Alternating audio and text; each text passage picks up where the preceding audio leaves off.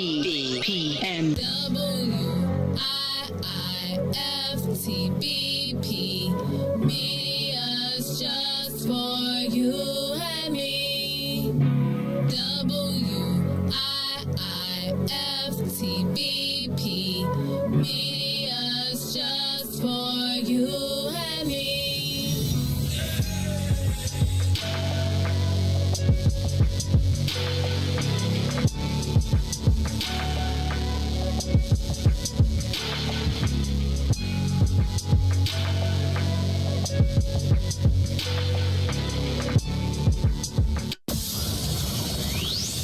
Shop at Black-owned and operated Solo Beauty, where you are appreciated and respected.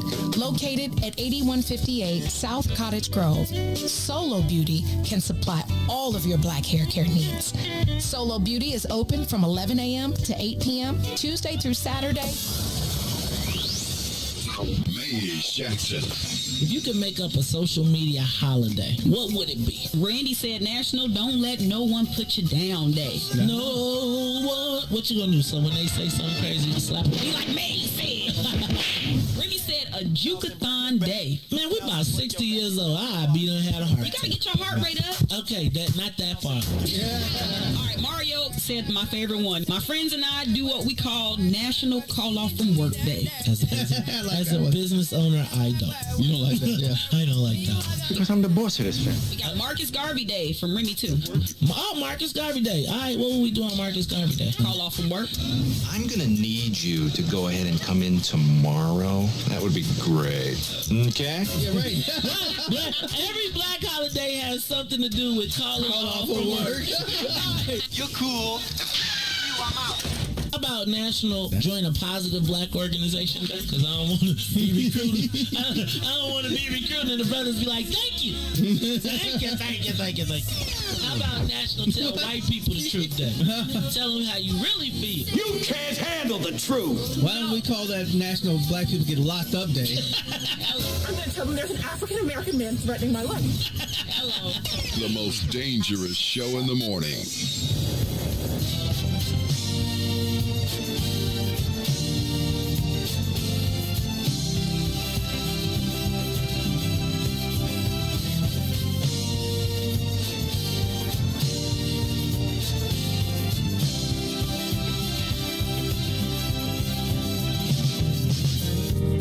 What about my love? Seems you have forgotten love. I do believe that something went wrong somewhere.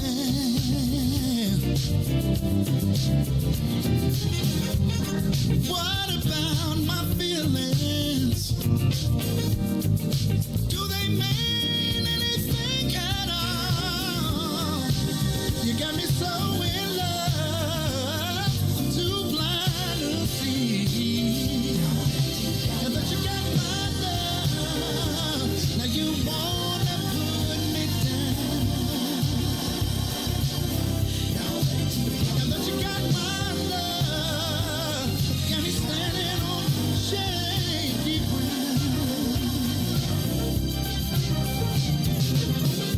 What about it, baby? What about the days and the nights we spent? What about the love we made so sweet? Are you sure you wanna live? Think it over, baby. 'Cause girl, I believe. I think you just might wanna change your mind. Now that you got my love, you don't even come around. Now that you got my love, got me standing on shaky ground.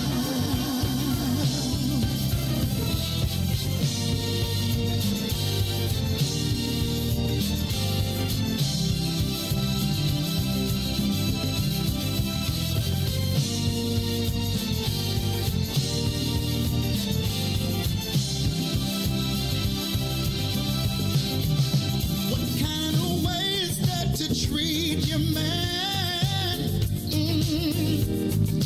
When I gave all that I never had, you got me going through changes of life with you. Are you sure you wanna live? Think it over, babe. 'Cause girl, I believe. I think you just might wanna change your mind. Now that you got my love, you don't even come around. Now that you got my love, you got me standing on shaky ground. Yeah. Now that you got my love, you don't even come around. You don't come around. Now that you got all my love, you got me standing on shaky ground.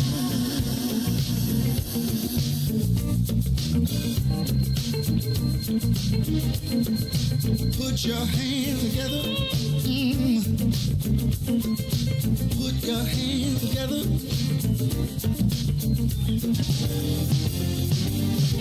Before you leave out the door, before you leave out the door, baby, won't you change your mind? Really wish you would change your mind. Now that you got my love, you don't even come around. Now that you got my love, you got me standing on shaky ground. Now that you got my love, you don't come around. Now that you got all my love, you got me standing on shaky ground.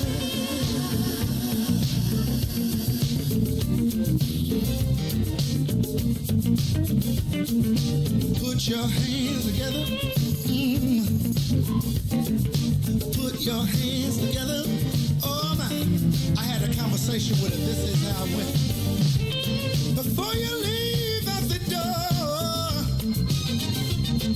before you leave out the door, baby, won't you change your mind?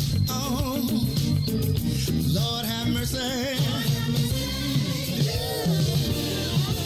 'Cause I need you. Yeah.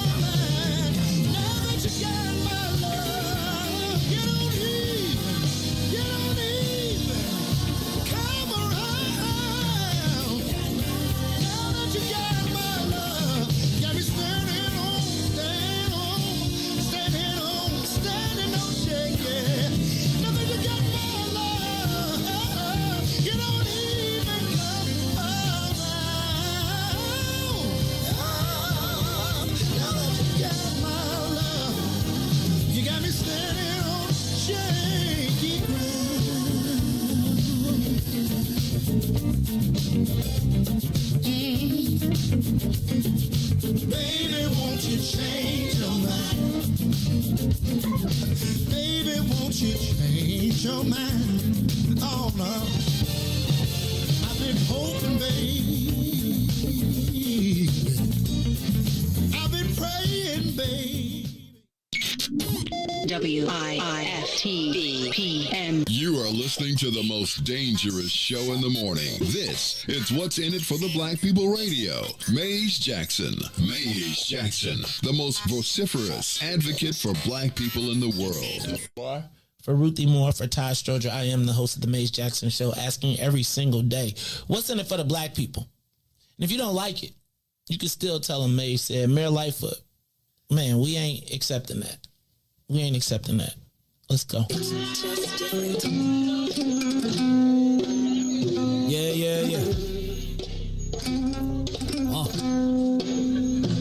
Let's get down to business and go ahead and address the facts. Man, Lightfoot seems more lesbian than black. Rahm Emanuel's another case. He was just as tired. 50 closed schools left much to be desired. Police had Jeanette naked on that body cam. They suppressed the footage so it couldn't touch a lot of hands. Reminds me of that 16 shots in that cover-up. Both of them similar, so I went and dug it up. George Floyd killed, a lot of riots happened in the town. Southside burned and they wouldn't let them bridges down. Grandmother sick, need a prescription and plus a couple groceries. You gon' have to travel just to get it now. COVID-19 out here shutting all the business down. Not enough SBA loans to even give around. So many failed businesses that you could put them in the pile. If you don't survive the pandemic, it's gonna sit you down. We sing, dance, play ball, entertain, and crack jokes. Government infested black neighborhoods with crack smoke. System that milked us so bad we got lactose. Still trying to find out what's in it for us black folks. We sing, dance, play ball, entertain, and crack jokes. Government infested black neighborhoods with crack smoke. System that milked us so bad we got lactose. Still trying to find out what's in it for us black folks. Shout out to Willie Wilson, hope one day you get to send it.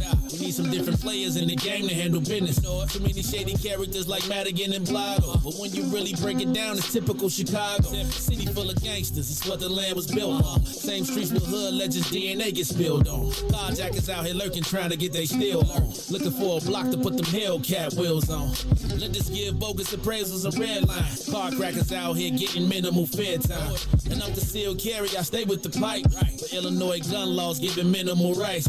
Stay up on the swivel, make sure I'm moving tight. Check all of my mirrors when I pull up to the light. Pick my homie up from out of town, man, he caught a flight. He was hella nervous, told him, shorty, this a way of life. We sing, dance, play ball, entertain, and crack jokes. Government infested black neighborhoods with crack smoke. System that milked us so bad we got lactose. Still trying to find out what's in it for us black folks. We sing, dance, play ball, entertain, and crack jokes. Government infested black neighborhoods with crack smoke. System that milked us so bad we got lactose. Still trying to find out what's in it for us black folks.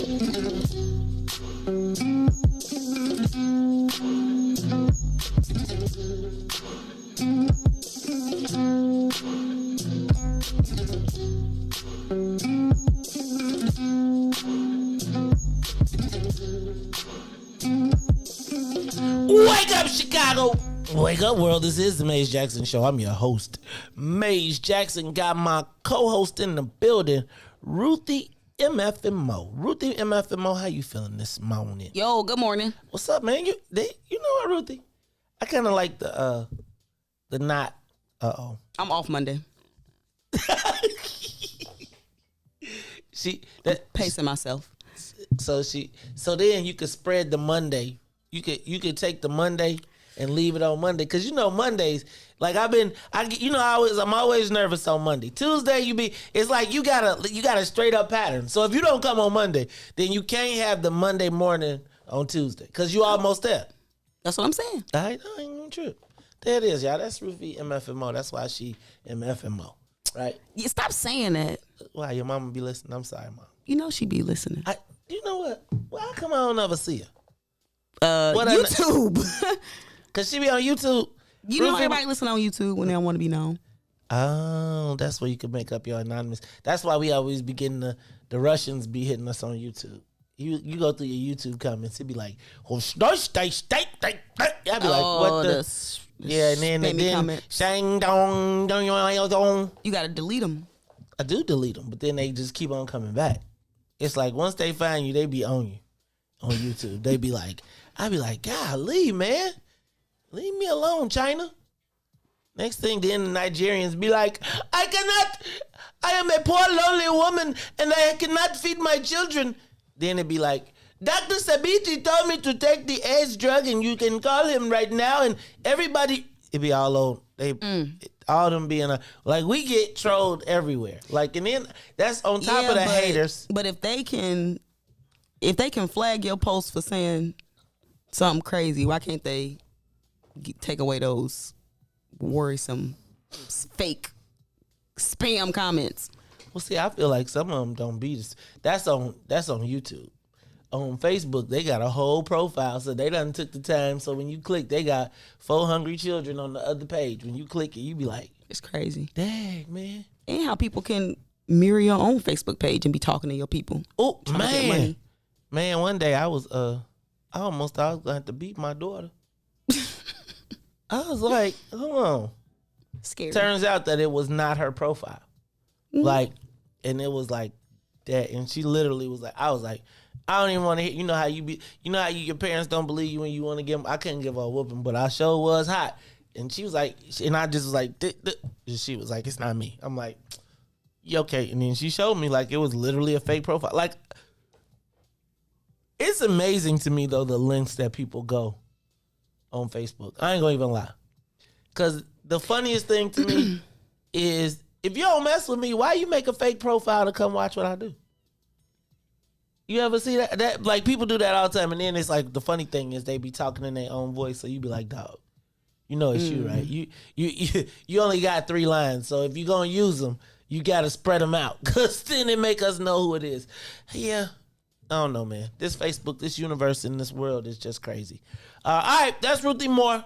I'm sorry, Mom. I will not be calling her Ruthie. I won't be using the M. It just flows. It does. Ruthie, I could just see you coming into a room and being like if somebody tried to test you. I do got 2 middle names, but they don't start with an M or F. What they say? What, give me. You know, I told you I ain't saying that. You gonna steal my stuff? You gonna have to look it up. Put in some work like the Nigerians and the Chinese. Ruthie. Just saying. All right, y'all. That's Ruthie Moore. I'm your host, Maze Jackson. In case you can't see, y'all see I got on my fresh pink shirt. I had to rock it once. I had to rock it at least once. I got a board meeting today, so I figured, hey, you know what? Let me just give them a little splash of color. Plus, I'm trying to get out my summer clothes because, you know, we winding down now. It's like we over the hill in the summertime. Like, you know how you can see the end of summer? My son went to school on Tuesday.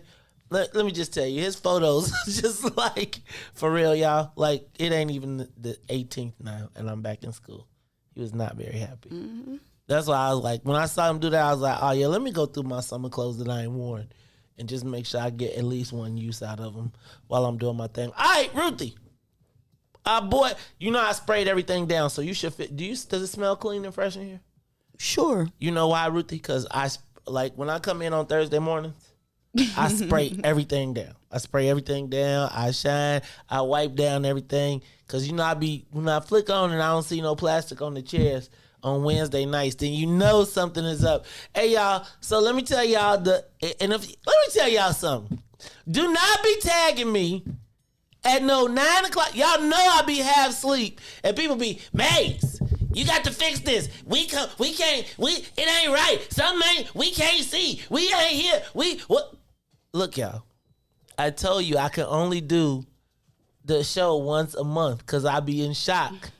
So I had my show this month already. Hey, y'all, but he is here, the host extraordinaire of what has to be probably the second most popular show on the network.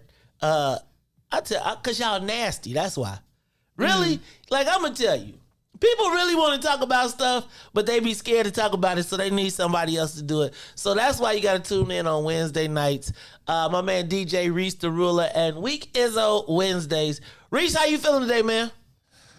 Blessed by the best, you already know the rest. And we ain't need no plastic yesterday. Not yet. You're not yet. Hey, man, I don't know, man. I just take a sampling of the comments. I just take a random sampling of the comments.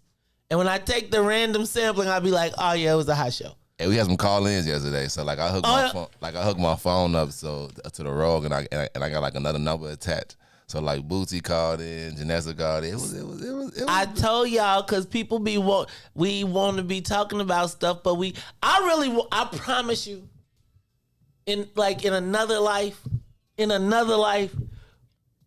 I would do like an after dark show. Like, did y'all ever see Luke's show? Did y'all ever see Luther Campbell After Dark?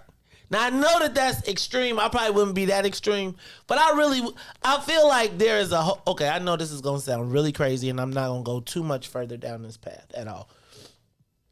And it's pretty early, so and the same thing with us, so I'm gonna say I do feel like there is a space for like I don't do you call it black erotica? I don't know how to explain it, but I do feel like there is a missing section in our broad-based, not the show programming, but like in the universe. Like I don't feel like you only see black people like as like animals sort of, or like I don't know how to explain it, but I do feel like there's a space in the universe, and that's why I think so many people have responded so strongly to Reese and Toy's show, which I have to be very careful with when I say it because I don't want Facebook to ban me. WHW. Man. The WHW Wednesdays. So Reese, what y'all talk about last night? Just top line me. Just top line me. I don't go down do not take me to the depths. I do not want to go to the alley. No, it was pretty cool. Like we had a girl had wrote into a dude, was asking him like she was courting him, so she was asking him if he have a house, job, car, and he said, I have all of that. And then he asked her, what does she have? And she said, nothing. And didn't your mother teach you that a man's supposed to take care of a woman? So that was our first discussion. A man was supposed to take care of a woman? Yeah, so like that was our first discussion. And then we asked if you on a break and you do something, is that cheating? You know, and it was just y'all millennials don't even got no rules, man. So it ain't no such thing as cheating. Y'all just be like, hey, I decided that nah, man. You know what? See, I had to save it up. You know what? I might have to binge y'all. I might have to binge y'all on a weekend. Yeah, but if I binge y'all, Carrie better not go nowhere that weekend. That's all I gotta say. It is the Maze Jackson Show. So that's my man Reese the Ruler. We got my girl Ruthie Moore in the building. I'm your host, Maze Jackson. Dressed for my board meeting today. I'm not rocking a tie though. I'm not wearing a tie to the board meeting. Can I tell you what I do? Like, you know what? That's all right. Look, y'all, it's the Maze Jackson Show. Let's do this. Let's get the soul plane up to 60,000 feet. We are up and away. We're gonna bank left, head a little, come back. We're gonna make a complete U-turn from Midway Airport because we're taking off from Midway. It's a private jet hangar over there. So we taking off from Midway, but we are turning around because we're going to kind of try to hover a little bit above 79th Street for a little while, right? Because today on 79th and Western is the funeral for Officer French. Today they will be memorializing her. Yesterday the lines were down the block. People waited hours to visit and say their respects. It was interesting, like the black people that were in the lines that they interviewed. Like it was kind of interesting that they interviewed the black people in the lines, and they were like, it just felt good to touch the lady's hand, and I was just kind of like, maybe there really is more value in the what lady hand? The mother of Officer French. Oh, gotcha. She said she felt much better after that. And I was just thinking maybe there is something to this whole police being more, having more. It's something. We'll talk about it. But you know what the real question is, Ruthie? Y'all want to take some bets today? Is the mayor going or not? Mm-mm. She's not? Are you saying, you're not taking I said no. bets? Oh, you say no, she's not? Mm-hmm. Reese, you say the mayor going or not today or not? She going. Oh. You seen it in the, I gotta wait we gotta check her day book and see if it says she's over there. You think, will they ask her, will they try to interview her? Will she hold a press conference? Oh my goodness, I hope not. Like down around the corner? No. Ruthie, I think you underestimate your mayor. I think she went to the thing yesterday. You saw, you gotta be careful because Ruthie got sources. No, didn't she go? She went like at like 5 o'clock or something, like probably like before. Like you saw it on the news or something? I heard it. Yeah, I listened to the news. They said she went but see, this is the thing, because I listened specifically for that, and it was kind of peppered in, like it wasn't like a big deal, which it wasn't supposed to be. So I believe at like 5 o'clock, probably before it started, she was probably right there, first one. Pew, said her Hail Mary full of grace. They kept it moving. So I don't think she gonna go today. Oh, she did her job. Oh, Reese, you say she going? I don't know. What y'all think? Now, huh? After what she said. If that happened, I don't think she going. But I do think that means she got punked. No, she didn't. Yes, she did. It's not about her. It is about it's her. About the it's lady. Always about the man. It's about the officer. Okay. I'm going to honor that. What y'all hear? Did y'all hear that? I didn't hear that. But I was asleep. Hey, y'all, it be hard.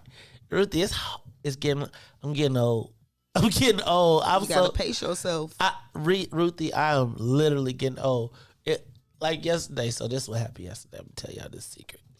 So yesterday, I fell asleep at I ain't gonna even lie, like 6 o'clock, 6:30. I was in the chair. Woke up though. You know how you wake up at 8? Like I woke up at 8:30, energetic. Yes. So now I'm up, and then it's about 9:45, and this Cadillac commercial comes on, right? I've never seen this Cadillac commercial in my life. Carrie starts singing it. And I'm like, I never heard this Cadillac commercial in my life. How you singing it? She looked at her watch, and she was like, because it's after 9 o'clock. I was like, dang, I'll never make it after 9. I mean, she knew it word for word. And I had never even heard of it. And we watch TV together every night, right? And it's like, yeah, it's funny. I swear to God, I'll be up till 12. But I think I sleep from 8 to 11:40. And then I wake up yeah, I'm going to bed. And then I call it up. I was up until that time. All right, let me see what else is on the news. R. Kelly's trial has started. It's not looking good for R. Kelly at all. I mean, I don't think they could have convicted him in Chicago, but when they sent him to New York, it was a wrap. Cause they still mad at him for the Jay-Z thing in New York too. I'm telling you, that was Jay-Z's fault anyway. How you going on tour R. Kelly anyway? Particularly after Dame Dash asked him not to do it. So Jay-Z ain't right anyway, Maze, for that. So he got his karma for that. R. Kelly, Dame went on the tour too. Best of both worlds, and you see how it turned out. Jay-Z should be ashamed of himself. He ain't care about black women and girls then. That was one of the hottest albums ever. Ruthie. The best of both worlds? Yeah, that's when it came out. Yeah. It's cringy if you think about what R. Kelly is and represents. It's cringy. I'm gonna tell you. So it's Fiesta. It's hard not to listen to that song though. Let me just tell you, I knew Boo and Gotti, right? All right, y'all. We want to welcome the WBGX 1570 AM audience. Ruthie, I'm in the Don't Listen to R. Kelly crew. So as much as that album was great, because even when they play when it comes, I literally do change. And I know people say you don't have to, and I know about the Elvis stuff and all of that good stuff. Here's the thing. Okay, see, Ruthie, I can't tell you this one too, but I remember the very first. When the first tape came, when the tape first came out, I can't tell you all the details, but what I could say is that there was, because I knew so many people in Chicago who were intimately involved in protecting the situation, who we still hold up to this day, I just don't rock with it. So I don't rock R. Kelly, I don't play it, I don't listen to it, and not because somebody white else did it, but really because of what we know happened to at least one. Well, we know, I can't speak to anything else, but what we do know happened to at least one baby girl. And I just think, I do have a I do feel like I have some sort of obligation to not, and I haven't. So that's all I could. That's all I could say. And Elvis don't have nothing to do with it, right? Like I know Reese, you was like, man, if they still play Elvis, I don't feel like white people listen to Elvis. But I don't feel like what white people do, right or wrong, justifies what we could do to ourselves. So that's all. We don't have to get on R. Kelly, but I'm just gonna tell y'all, it's not looking good for the brother. It is not looking good for the brother. And I'm asking, are they letting him wear a suit, or is he? Because they keep playing the orange.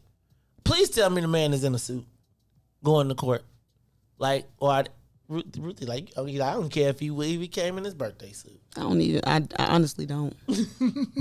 I just feel like I always wonder, do people actually go to court in orange suits? Man, all right. How about this one? Did you see the special ed teacher shot on the Dan Ryan? 67 years old. Crazy. Them shootings on the Dan Ryan. So it's been over 159 shootings on the expressway this year. That's crazy. Like that's just crazy. How about this one? Donda, Kanye, listening party, August 26th, Soldier Field. Yo, Bueller, we need some tickets around here. See, y'all know Bueller is the plug. She gonna play innocent now. She gonna be like, I was in Jamaica, I ain't know. Nah, Bueller, we know. Y'all going to see Donda? Y'all going to check that out? I don't know. I feel like that's a super spreader event too. Cause people, Soldier Field people gonna be smoking. So I don't know. Hey, I went to the Jay-Z Beyonce concert. I'm just telling you, and the Justin Timberlake Jay-Z concert and the Beyonce concert. Can I tell y'all what it was like out there? It was see, I knew Bueller was listening. We want our tickets. We know you got the plug. See, she all the way from Jamaica. She in the grill like, I heard my name. We want some of the plug. All right, Ruthie, you going? If I get the plug? When is it? August 26th. No. I don't know none of his new music, man. I don't even know if I can vibe with it. Ruthie, I don't either. Sometimes I just be like, we should be there just cause. I don't know if I can vibe with it. I think we should just be there cause, But I feel like they be not inviting us just because too. They be like, we gonna prove to you. But that's okay, cause I'm gonna have my own concert. One day when I'm famous, that's okay. It's the Mace Jackson Show. Let's do this. Let's take a quick break. And when we come back, we are going to ask the social media question of the day. Hey, also, by the way, they're going to be packing food over at New Beginnings, which is Pastor Corey Brooks' church. So I know we had a lot of chitter chatter on my Facebook page yesterday about the King Von mural. So many of y'all want to help. Go help pack the bags over at Pastor Brooks's because he service everybody. Y'all, it's the Mace Jackson Show. We'll be back. The Mace Jackson Show will be back after this break. WIIFTVPN.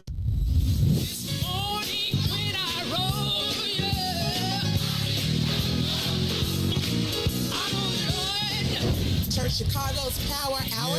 I'm your host, Angie Mims, and Terrence Keys, TD, a.k.a. Terrence Daniels. I wish I had one witness in the house. You got one. You got a couple of them. Got two T's. Give me a testimony. Oh, Lord. He's did it before. Oh, Lord. I got one. Better. I got 5 reasons. 5 reasons. Oh, Lord. He turned it around. Turn it around. He woke me up this morning. Oh. Don't do this. Don't do this. Number 4? He woke me up this morning. Come on, number 3. Come. He woke me up. Oh, Lord.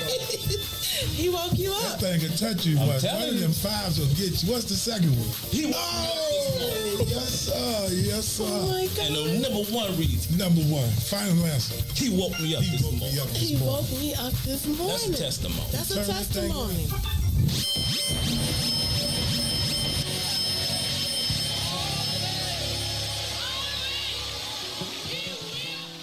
And now, traffic and weather. Good morning. What's in it for the Black People Media family? The time is now 6:36 a.m. and I'm Rich the Ruler with your Chicagoland area sports, weather, and traffic update. In sports, the Chicago Cubs finished their series up against the Cincinnati Reds. The Cubs will homer 3 times as they root the Reds 7-1 and make it 2 wins in a row. The Chicago White Sox was hosting the Oakland A's yesterday. They will beat the Oakland A's 3-2. On the traffic on the Kennedy from O'Hare to the Loop will be 18 minutes. Outbound to O'Hare will be 17. On the Eden, inbound from Deerfield to Exchange will be 27. Exchange to Deerfield will be 26. On the Eisenhower, Thorndale to the Loop will be 28. Back out will be the same. On the Stevenson, from I-355 to the Dam Ryan, is 28 minutes. Outbound will be 32. On the Bishop Ford, from I-80 to the Dam Ryan, is 32 minutes. It's 30 minutes back out to I-80. The Dam Ryan is 17 minutes to the Loop, 16 minutes to 95th. DuSable Lakeshore Drive south from 55th to Jackson is 7 minutes, as well as Jackson to 55th. On the north side of things is 8 minutes. That's Bryn Mawr to Randolph and Randolph to Bryn Mawr. Today's weather, it is currently 75. Today will be a high of 82 and a low of 72. I'm Reach the Ruler now. Here is Sparkle with Easy.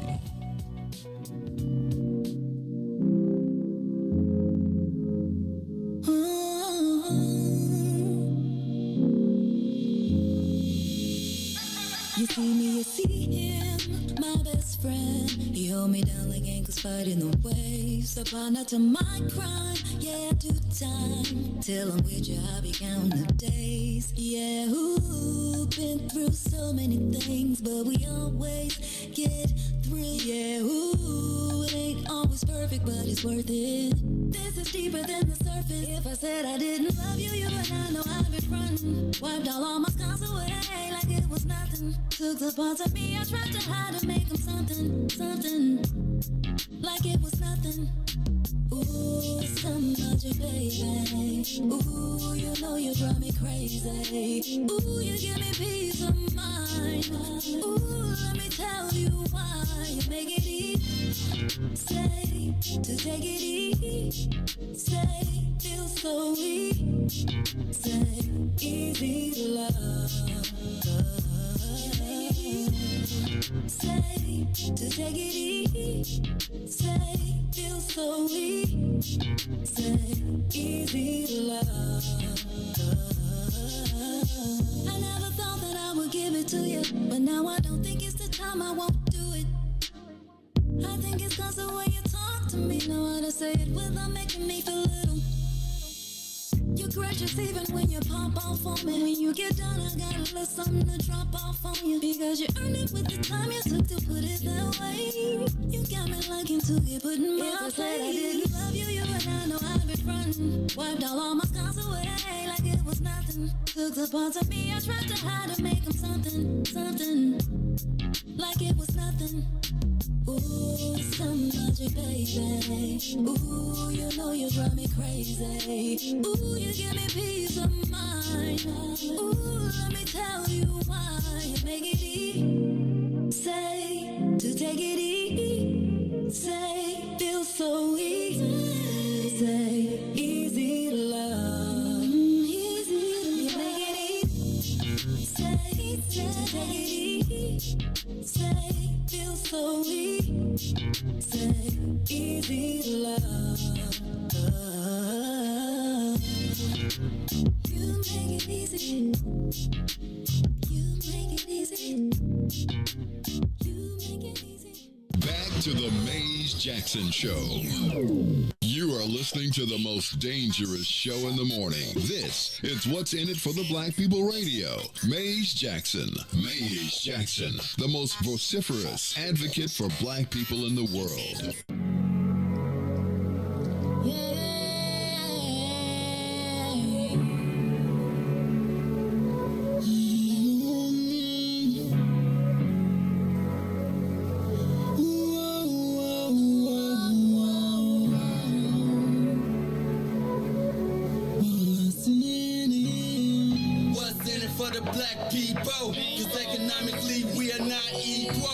Waking up to lies, can't doze no more. I told y'all, yeah, this a dangerous show. Don't go to church if you ain't trying to help us. Don't even try to be around and can't protect us.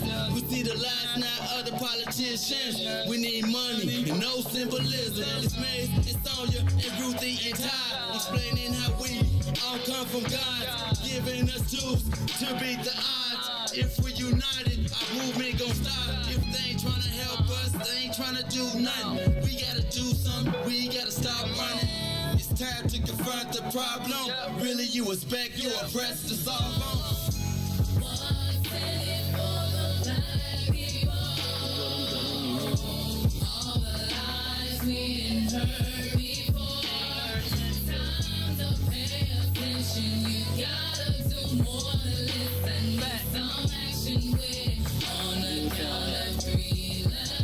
Wake up, Chicago! Wake up, world. This is the Maze Jackson Show. Do not, I repeat, do not cross Ruthie Moore. Don't do it. Man, this is public knowledge. She is around here whooping on people in the break. No, I'm not. I'm gonna tell you, Ruthie, that was terrible. I can't. Now I know why you. Man, you know what? So I don't know if we getting tickets to Donda. Hey, Beulah, don't say my name though, cause I know somebody's still mad at me. See that Cameron thing was a real thing. So you don't even want to just hook the morning show up. Just don't say my name, okay? Don't say my name. All right. All right, it's the Maze Jackson Show. I'm your host, Maze Jackson. Shout out to Twin. Hey, Twin, what's up with the friends and family, yo? Hey, y'all, we should crash Twin having a cookout on Saturday. We should crash it. Everett Myrick, you know he be here with us all the time. We should just go crash it, and then they don't have enough food for everybody. We should just tell everybody, go meet over at Twins Barbecue. And then the both Eric and Everett, they because you know they got a nice little cookout, right? But I bet if we all flooded it, we could eat up all their food. Would that be wrong? I'm going to tell y'all on Friday where it's at. It would be wrong. Okay, on Friday, I'm telling y'all where the twins are having their friends and family cookout. I'm going to tell everybody we going to all meet up over there. Hey, man, we don't want no turkey tips neither because we still don't even know what them are. Man, Ruthie, why you look like that? You like turkey tips? Not really. Okay, because what is it? What is a turkey tip? I think a turkey tip is the tip of the wing. What if it's like you eating, you know how the pinky of the wing? I know what you're talking about. That could be a tip. What is a turkey tip? Some bull they be making up for y'all to eat just so the Arabs was like, look, I'm just telling you, the Arabs was like, we don't need to waste this. Remarket it, repackage it. And now we talk about turkey tips. Y'all ain't no turkey tips. Turkey tips. So everybody crashing, yo. Look, Alderman Brookins got one right next to y'all? Oh, yeah, we gonna crash Alderman Brookins and Twins cookout this weekend, y'all. We gonna take it. It's turkey booty. It's turkey tails. Oh, y'all be eating the turkey spine talking about this turkey tips. Yeah, look at this cartilage. It's just like a tip. Get y'all butt up out of here. All right, y'all. It's the Maze Jackson Show. Hey, did I mention to y'all? I forgot to mention that J-Mal Green is on the roof of the school in protest to Mayor Lightfoot not turning in his school to a youth center. Somebody else was on the roof before. Who was that? That roof thing is it ain't no turkey breast. You lying to yourself. Stop lying to yourself. You want it to be turkey breast. That is turkey. It ain't. Y'all making up stuff. Nah, y'all mad because y'all eating turkey tails. Y'all eating chopped turkey booty and calling it turkey tips. Ruthie, they mad. That's funny. It is though. They eat turkey. Reese, you eat turkey tails. I mean turkey tips. Uh-oh. Yeah, I had one before. Nah, I said, do you eat them regularly? Like, do you go to the place? What did it taste like to you? Tastes like turkey. Oh. Yeah, it's a turkey tip. All right, all parts of the turkey taste the same too. Nasty. All right, it's the Maze Jackson Show. I don't like turkey. Huh? What you eat on Thanksgiving? Ham? I eat ham, swine. chicken. You eat that swine. Chicken. Man, one time me and my mom had hamburgers. Right? I don't have a traditional Thanksgiving. Like I try to cook a whole. You know what else I'll make is a roast, right? Or like I'll get I'll make a bunch of different meats, right? So I'll go buy some ribeyes and some chicken and I'll just make sure it's a plethora of meat. But no, I'm not a turkey guy at all. Never have been, never will be. All right, yeah. You know, it's funny. I was just talking about my friend Twin. What? Good morning, Toy Norwood. What you doing? You must got to catch a Spirit flight somewhere, right? They make you get up. They make you be at the airport like 6 hours. Shout out to Toy, part of the WHW morning crew. You must got to work or something. That's because I know you ain't after last night. Y'all ain't up this early. Okay, so I was talking about my friend Twin. My friends, the twins. Twin don't get mad, but I think this is a good analogy. So, the social media question of the day. Reese, give me the big voice. You ready? Give me the big voice. Oh, you wasn't ready. See that, y'all? He's slipping. He is busy trying to, busy. Go ahead, man. Give me the big voice. It's time for the social media question of the day. When did you become the adult version of you? Do you understand what I'm talking about? The adult version of you. This has a purpose. Okay? This has a purpose. We're going to talk about it a little bit later. But when did you become the adult version of you? Now, I don't know if you all recall last week that when David Turner, or was it 2 weeks ago, when David Turner, who was the international first vice president of Phi Beta Sigma from my chapter, and Brother Sadiq was talking about me, and he was like, there's an old maze and a new maze. I can't say how much I like the old maze, but I really like the new maze. And I thought that was reflective of me becoming the adult version of me. Because I was going to say that I was thinking, like when I go to my high school reunions and stuff like that, the people that I talk to are, I don't want to say they're the same people that they were, but you can see who they were in high school and how it kind of developed, and their personality fully blossomed, and they became a grown version of who they were in high school. Now, for a lot of people, that's good.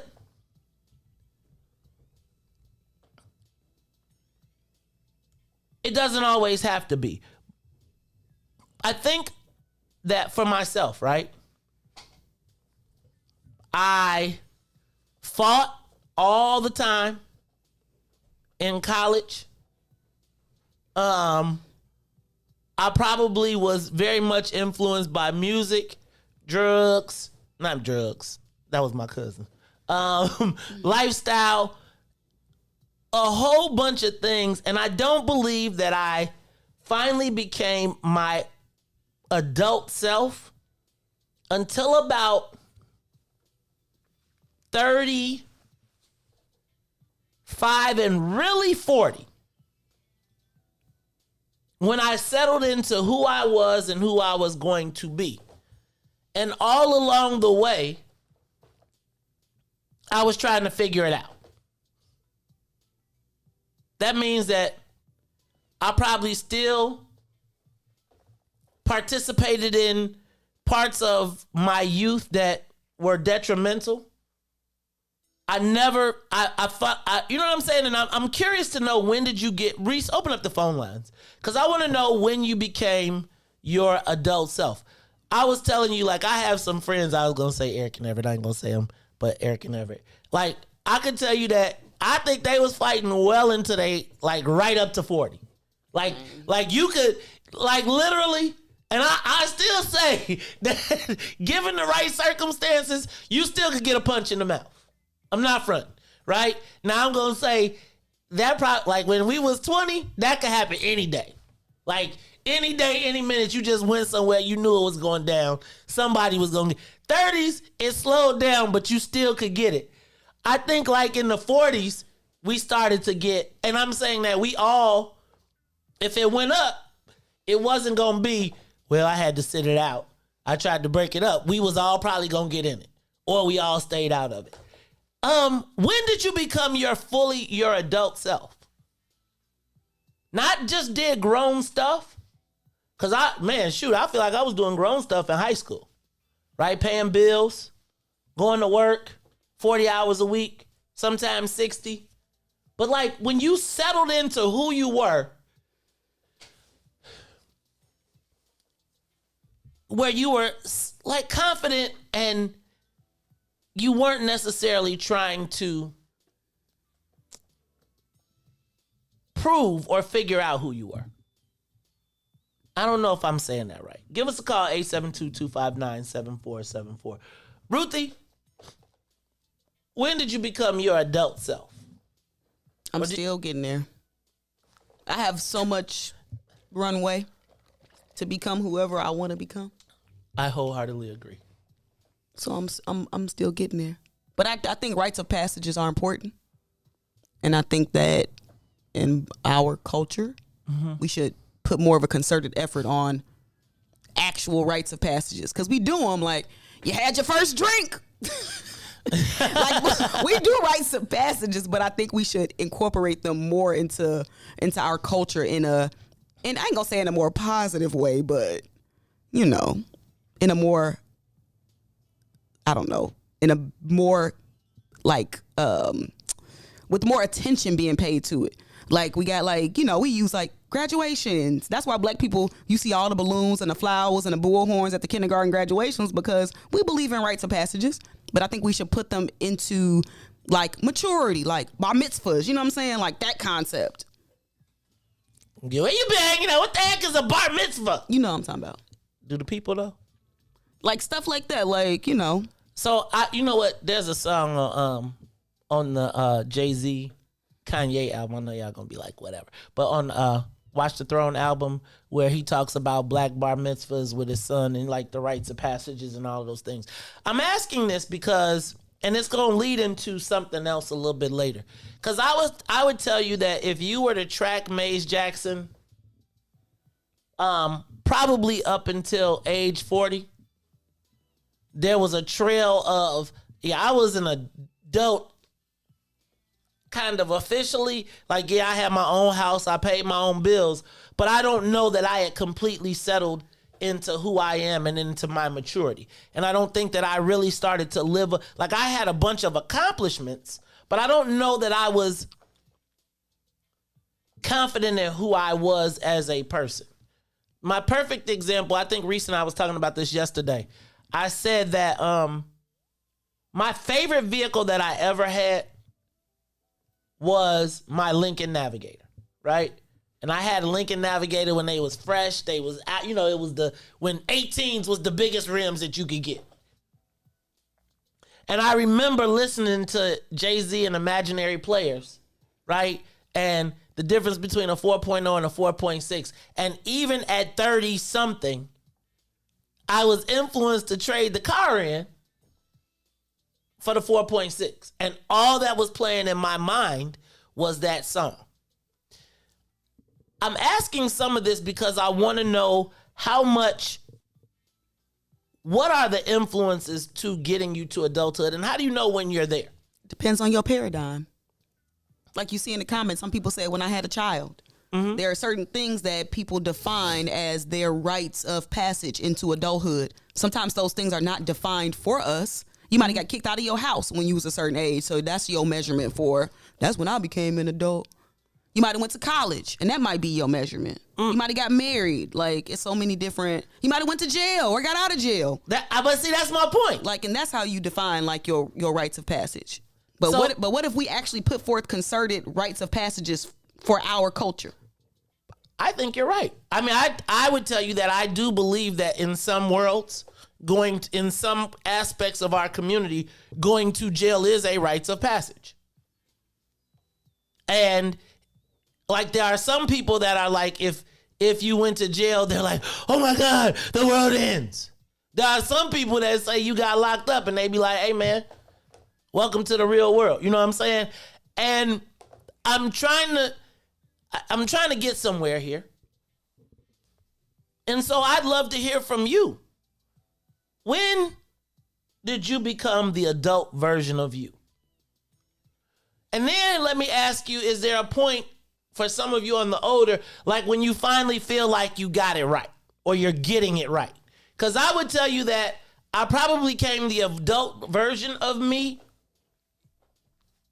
probably at 30 something. And then I think I finally started getting it right around 40. Now, I'm not saying I was bad, or I'm saying like I kind of put it all in place. And so kind of understanding what at about 40. When did you become the adult version of you? Give us a call, 872-259-7474. 872-259-7474. Because I think there's a difference between the becoming an adult, because there's a lot of different factors. And I guess my other part is, when did you start getting it right, in your opinion? Did you start getting it right? Give us a call, 872-259-7474. Reese, when do you think you became the adult version of you? I'm not that. Now, you know I'm still getting it right. Come on now. But I can say, like, right now, like, I look at, like, I was just, like, telling my girl, like, man, it's crazy, like, 10 years ago, me, and like, now, you know, is a different, a way different person. Like, you talking about, like, you in college, like, let me tell you, like, I hit number one at Eastern at one point. Like, I was that guy. And then, but I think the older I got, I think now I'm like, I'm chill. It's certain things that I don't do that I used to do. And then I look at myself like, I can't believe I used to do that. Man. So again, I would tell you that I have been taking care of myself since I left home, right? I get a care package every once in a while, but I was trying to figure it out. So adulthood, to one point of it is, are you the definition of being an adult is a person who is fully grown or developed. Now I say, so here, maybe this will break it down better. Physically, mentally, emotionally. And then my question is, are you your potential or are you your product or what you produce? Right? So my question is, when I look at that, are you judged by your potential or are you judged by what you do? Because if you never became the full adult never became the complete adult version of you, where you've got physical, mental, and emotional together, are you judged on who you are or who you could be? Because I think one of the things that we talk about oftentimes in our community is the potential. And do you have the ability to ever get to that potential? And if that's cut short, where does I don't want to say judgment, but where do you fit in our kind of whole universe? Give us a call, 872-259-7474. Let's take a quick break, and when we come back, we're going to continue this conversation. Oh, wait. I got to send the link out because we're supposed to be talking to my best friend in my head, Alderman Jeanette Taylor. So let me get this out to her, and we'll be talking to you when we come back. Reese, it's the Maze Jackson Show with Maze and Ruthie Moore, DJ Reese the Ruler. The Maze Jackson Show will be back after this break. WIFTV-PM. Introducing your trusted source for high-quality Black emojis, better known as Blackmoji. We believe Black is beautiful, and that beauty should be reflected in the digital market. Now there is an app that does just that, starting with Black three-letter organizations. Blackmoji D9 offers more than an emoji app. It is a cultural experience of Black excellence. Download the app in the Apple or Google Play Store to access a specially curated catalog of emojis representing the Divine Nine. Use the emojis to celebrate Black youth events, acknowledge current events, support social causes, and learn about esteemed Black youth members who blaze the trail of Black history. A portion of every subscription goes toward a scholarship fund specifically for members of Black three-letter organizations to help keep the legacy alive. Download the Blackmoji app today. And now, traffic and weather.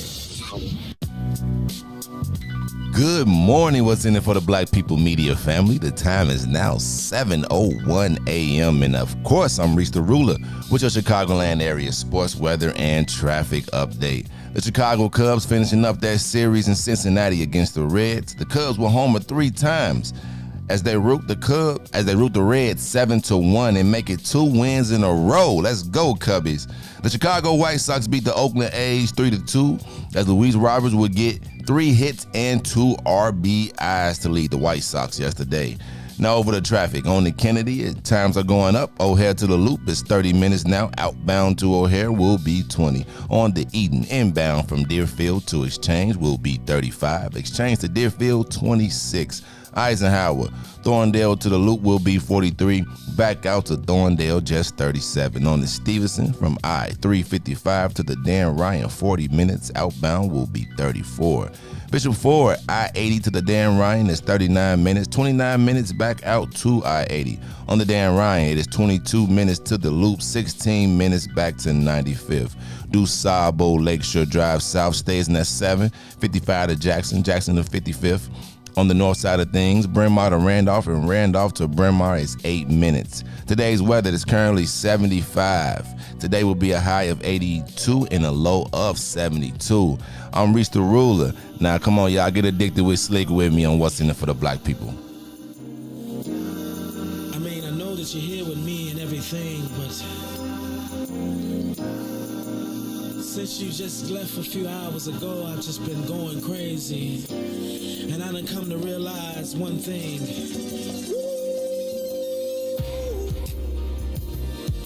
Oh, baby, I miss you. Yeah. Oh, baby, oh, darling. Whoa, whoa, oh.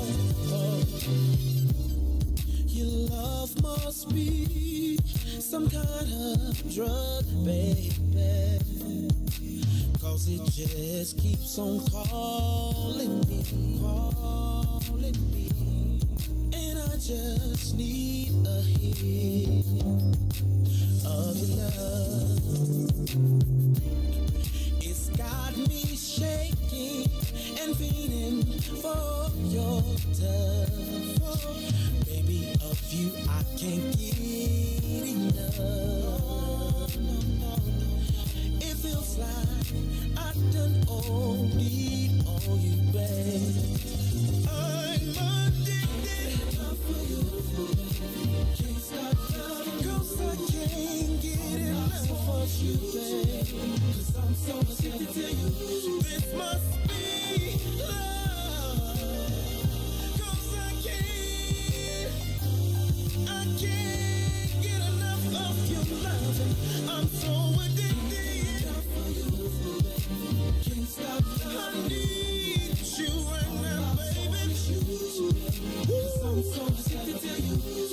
You're always on my mind, my mind, my mind, every day.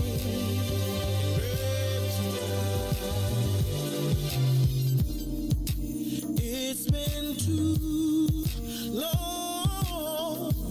long since I had you in my arms, and I if I can take any more of being without you. Even though it's only been an hour, it feels to me just like forever. And I am hoping that I can see you soon. See you soon. I'm so addicted. Lord have mercy. I can't be without you, baby. Oh no, not for a minute, not for an hour. I can't get enough. I'm so addicted. Woo. I need to check myself into some kind of rehab. 'Cause I need some help. Somebody help me, please. Please. Ooh. La la la la. I need to testify this evening. Oh Lord, have you ever loved somebody so much that you just can't get them off your mind? Oh, I'm so addicted. Oh Lord, 'cause I can't stop loving you, my baby. Oh darling, I love you, This must be love. I've been overdosed on your loving. Can't stop loving you. I've done overdosed on my baby. Addicted to you. Without you, I don't know what I'm gonna do. Ooh. I'm addicted. Back to the Maze Jackson Show. You are listening to the most dangerous show in the morning. This is What's in It for the Black People Radio. Maze Jackson. Maze Jackson, the most vociferous advocate for black people in the world. For Ruthie Moore, for Todd Stroger, I am the host of the Maze Jackson Show, asking every single day, what's in it for the black people? And if you don't like it, you can still tell them Maze said, Mayor Lightfoot, man, we ain't accepting that. We ain't accepting that. Let's go. Yeah.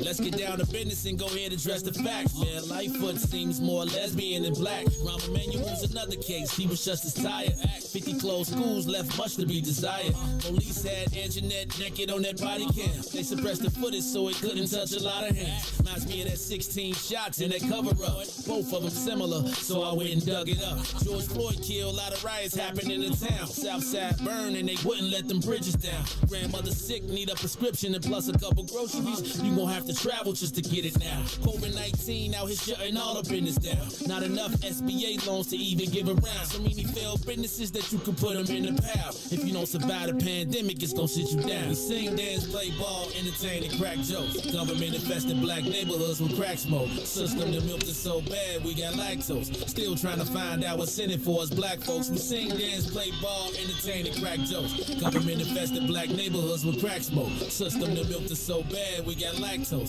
Still trying to find out what's in it for us black folks. Shout out to Willie Wilson, hope one day you get to send it. We need some different players in the game to handle business. Too many shady characters like Madigan and Blotto. But when you really break it down, it's typical Chicago. City full of gangsters, it's what the land was built on. Same streets with hood legends, DNA gets spilled on. Carjackers out here lurking, trying to get they steel on. Looking for a block to put them Hellcat wheels on. Let this give bogus appraisals a red line. Car crackers out here getting minimal fair time. And up the seal carry, I stay with the pipe. The Illinois gun laws giving minimal rights. Stay up on the swivel, make sure I'm moving tight. Check all of my mirrors when I pull up to the light. Pick my homie up from out of town, man, he caught a flight. He was hella nervous, told him, shorty, this is a way of life. We sing, dance, play ball, entertain, and crack jokes. Government infested black neighborhoods with crack smoke. System that milked us so bad, we got lactose. Still trying to find out what's in it for us black folks. We sing, dance, play ball, entertain, and crack jokes. Government infested black neighborhoods with crack smoke. System that milked us so bad, we got lactose. Still trying to find out what's in it for us black folks.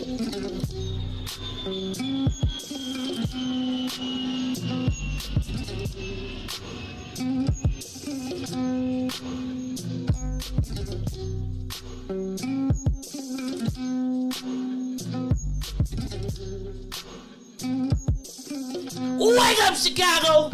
Wake up, world. This is the Maze Jackson Show. I'm your host, Maze Jackson.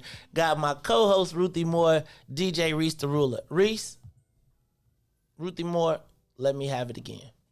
Don't say it. I can't. That was so funny, though, Ruthie. I'm going to leave a mic on next time. No, but Ruthie, it was so funny, though. I can't say it. I can't. Please, can I say it? Sure, Maze. I'm not going to say it till later. I'll just mix it in, and then it won't be from you. Okay? Is that better? I'm just telling y'all. That was funny, though, Ruthie. It really was. You know, you kind of funny under... Y'all, The truth be funny, don't it? Sometimes it hurts. Ruthie said the only music we play is Get Some Booty music. Mm-hmm. Like, every song is a begging song.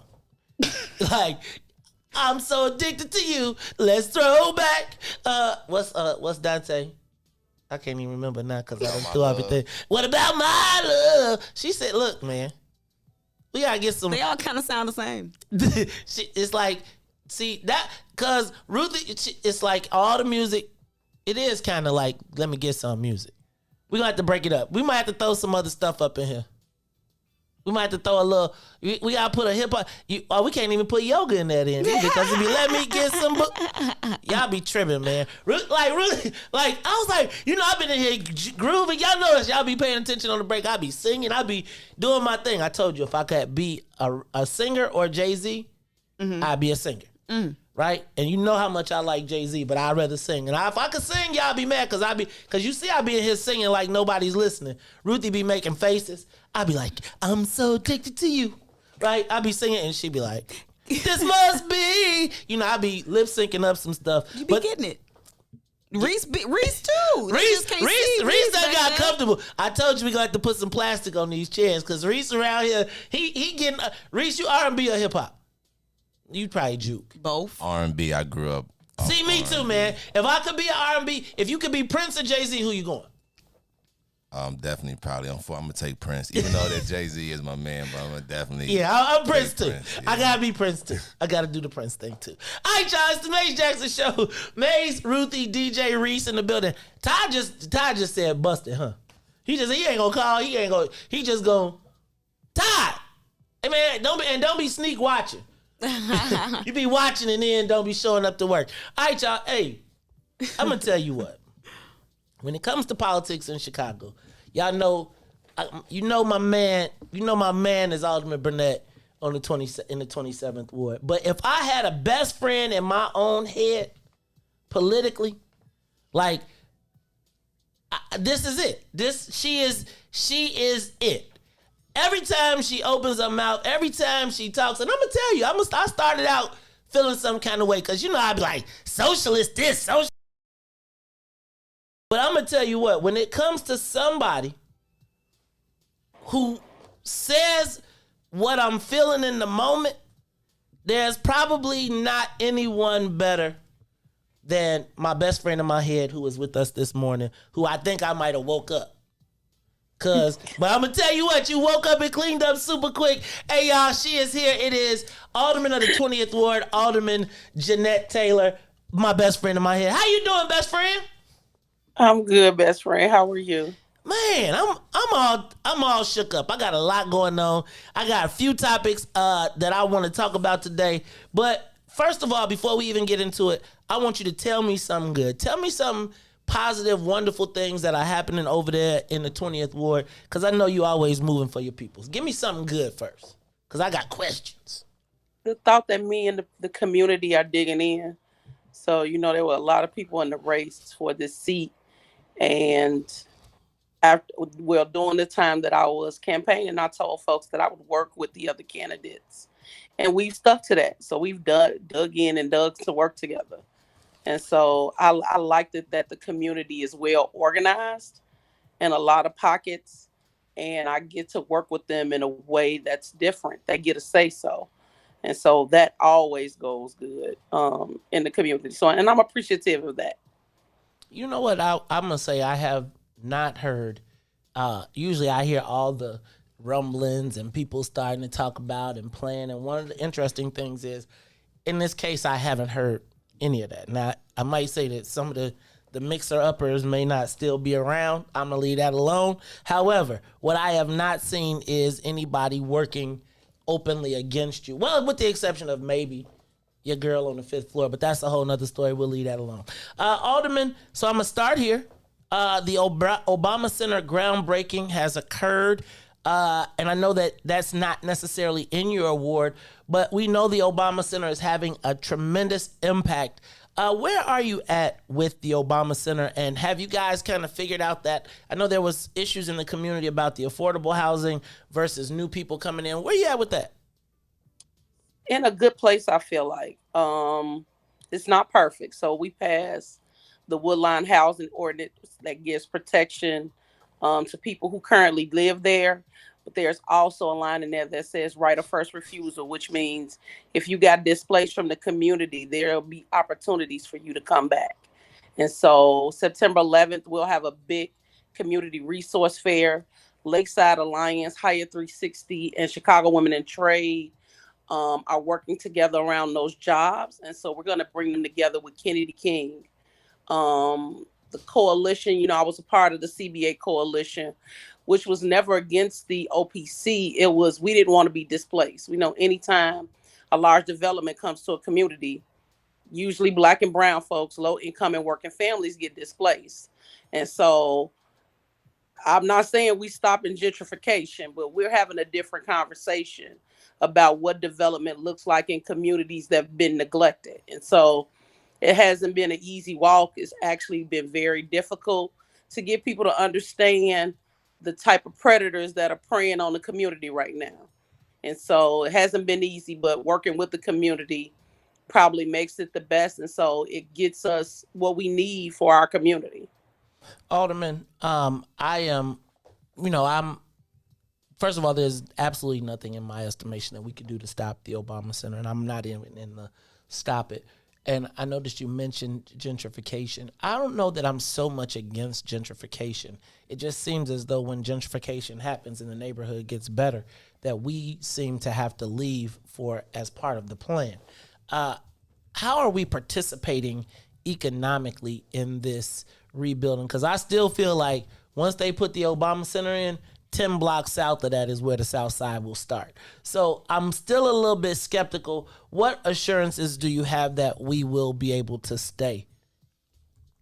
Making sure when they're using our TIF dollars and zoning that they actually hire us. So the Friends and Family Clinic that's going on 63rd and Cottage, they are going to have a storefront with a parking garage. The agreement with the developer was that those 3 businesses have to actually be for people in our community. And so we've given a lot of input. We want to make sure that people are employed on the site. And so we're having job fairs. I'm in my office every Thursday from 12 to 7:30 so that people can come in and apply for those jobs. So it's us really pushing to say, hey, yes, come. But we going to work here. We gonna be able to get these jobs. And that's not an easy task in this city. And so it's really pushing folks and getting it in writing. Don't just tell me you're going to do it. I need to see on the dotted line. And so, of course, developers don't like that. But that's what it is in the community. There's a community development team made up of community members in my community. And they get to talk to developers the same time I do. So it's not this one-off or a backroom deal. It's you meet with me with community members, and then it goes out to a community vote, which 50 folks in the community and a 0.5-mile radius of that development get to vote and say yay or nay. And so People were skeptical. They're starting to really pay into it, but this is how you bring your community to the table. This job is hard, and it's not a one person job, and so you need your community to be a part of it. And Black folks have been silenced a lot when it comes to spending their own money in their own community. And so I'm an organizer. I ain't no politician. And so this is my way of organizing around what the community, wants to see. Now, some of us, we think because we make a few more dollars than others, that we just need to develop the community, and that's that. We're tired of vacant lots. I am too, but just know I might be 2 paychecks away from being homeless, but you're probably one. And so gentrification don't care who it takes over. Greed has no end. And so let us not do this class thing, which I will say that's one of the biggest problems in the war. And it ain't really, it's class, but it's this homeowners against renters thing. Like, I'm a renter because I choose to be. I've been in this place for almost 13 years. If I wanted to buy, I would. Just not interested in it. And so even making opportunity for people to become homeowners, folks with HUD subsidies, because HUD has a program. And so it's all this moving pieces to making sure that the people who currently live here get to stay. And I hear you saying, you want the gentrification stuff, just not the gentrification. I just don't want the gentrifiers, right? I want their money, right? And I want them to help us make our community better and show them how they can get their cut, right? But get on, right? Like, I feel like I'd love to. The fact of the matter is, our lack of access to capital is what really prevents us from being able to build better communities. And my thought is, hey, y'all, we can show y'all how y'all get y'all mortgage. We'll pay the loan back, but you don't get to put the money in and then give it to us and then take it back, and then at the end you own everything. It's almost like they do the rent to own program with us, and then we miss a payment, and it almost feels like we're buying our community on contract, right? And then you miss a payment, and then they take everything, and they be like, you messed up and you blew it. And it's not that we just don't always have the economics. Alderman, we ain't talk the game. They're a family. The Home Depot that's on 87th Street, it's 5 Black families that own their land. They're renting it to Home Depot. And so we ain't taught about those lots. We found out at the last minute about the lots. And so when you learn what the game is and how you can profit off of it, you teach it to other people. So I'm always telling community members, hey, if you can buy that lot that's up the street from you, purchase it, because you can sell it back in 5 years. Like, that don't sound real socialist to you. I believe in public power. That's what a socialist is. I believe in public power. Like, we get into the thing about the socialists. Listen, we paying for everything. How is it other countries can have health care for free, and we one of the richest countries in the world, and we can't? It's some stuff we can do. Alderman, I was just saying the other day, I think they smoked our reparations over in Afghanistan. And right now they took all our money over to Afghanistan. They smoked it up. Now they coming back talking about we can't get no reparations. I don't know, man. I don't understand why we can't mind our own business. We got a lot of business to mind, as if you ask me. Not our monkey. All right, Alderman, I got another one for you. I'm gonna move on. Today is the funeral of Officer French. She died tragically in the West Lawn community, which they at one point were calling West Englewood. Mm-hmm. It was interesting when she was murdered that some kind of way the blame seemed to be shifted to you and your caucus. The socialist, I think they referred to you as socialists or commies. Nick Sposato, I ain't gonna lie. I like to talk to people who just do it in the raw. They ain't trying to hide who they are. Nick Sposato does not try to hide who he is. He was like, the commies is it's all because of the commies. Alderman, I was saying that there seems to be somewhere in the world they place a higher value on the life of police officers as compared to the lives of so many people. So I sit here and I do the ratio every week. I say 72 and 10, 52 and 12, right? And it's how many people got shot versus how many people were killed, right? And so in the weekend that the officer was shot, it was actually a 45 and 10 weekend, which was really a good, if you look at what we have, it was really a good weekend. But there seems to be the perception that there should be more emphasis in solving the crimes when it is the life of an officer. As a matter of fact, this crime was solved within 2 hours. They had everybody all the way to the gun, all the way to the person who purchased the gun in Indiana. Within 24 hours, everything was solved, packaged, and wrapped up. They blamed the shooting of the police on you and your caucus.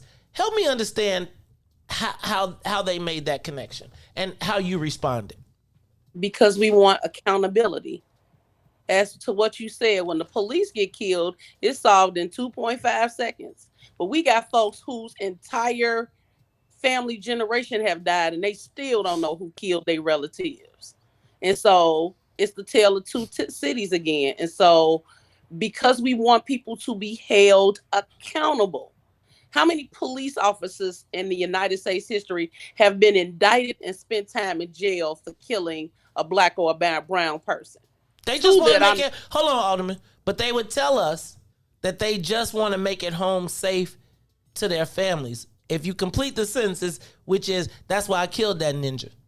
But I need to understand, why does it feel as though there is a, like the mayor said, hug a police officer after this was happened. And I was thinking to myself, how many, we done seen how many children die this year. I don't understand this whole thing that's going on. I'm sorry. Go back into it. You finish. I apologize. So it's okay, because a lot of us go from car to casket. How hard is that? How many of us go from car to casket? I'll wait. And so this is about accountability.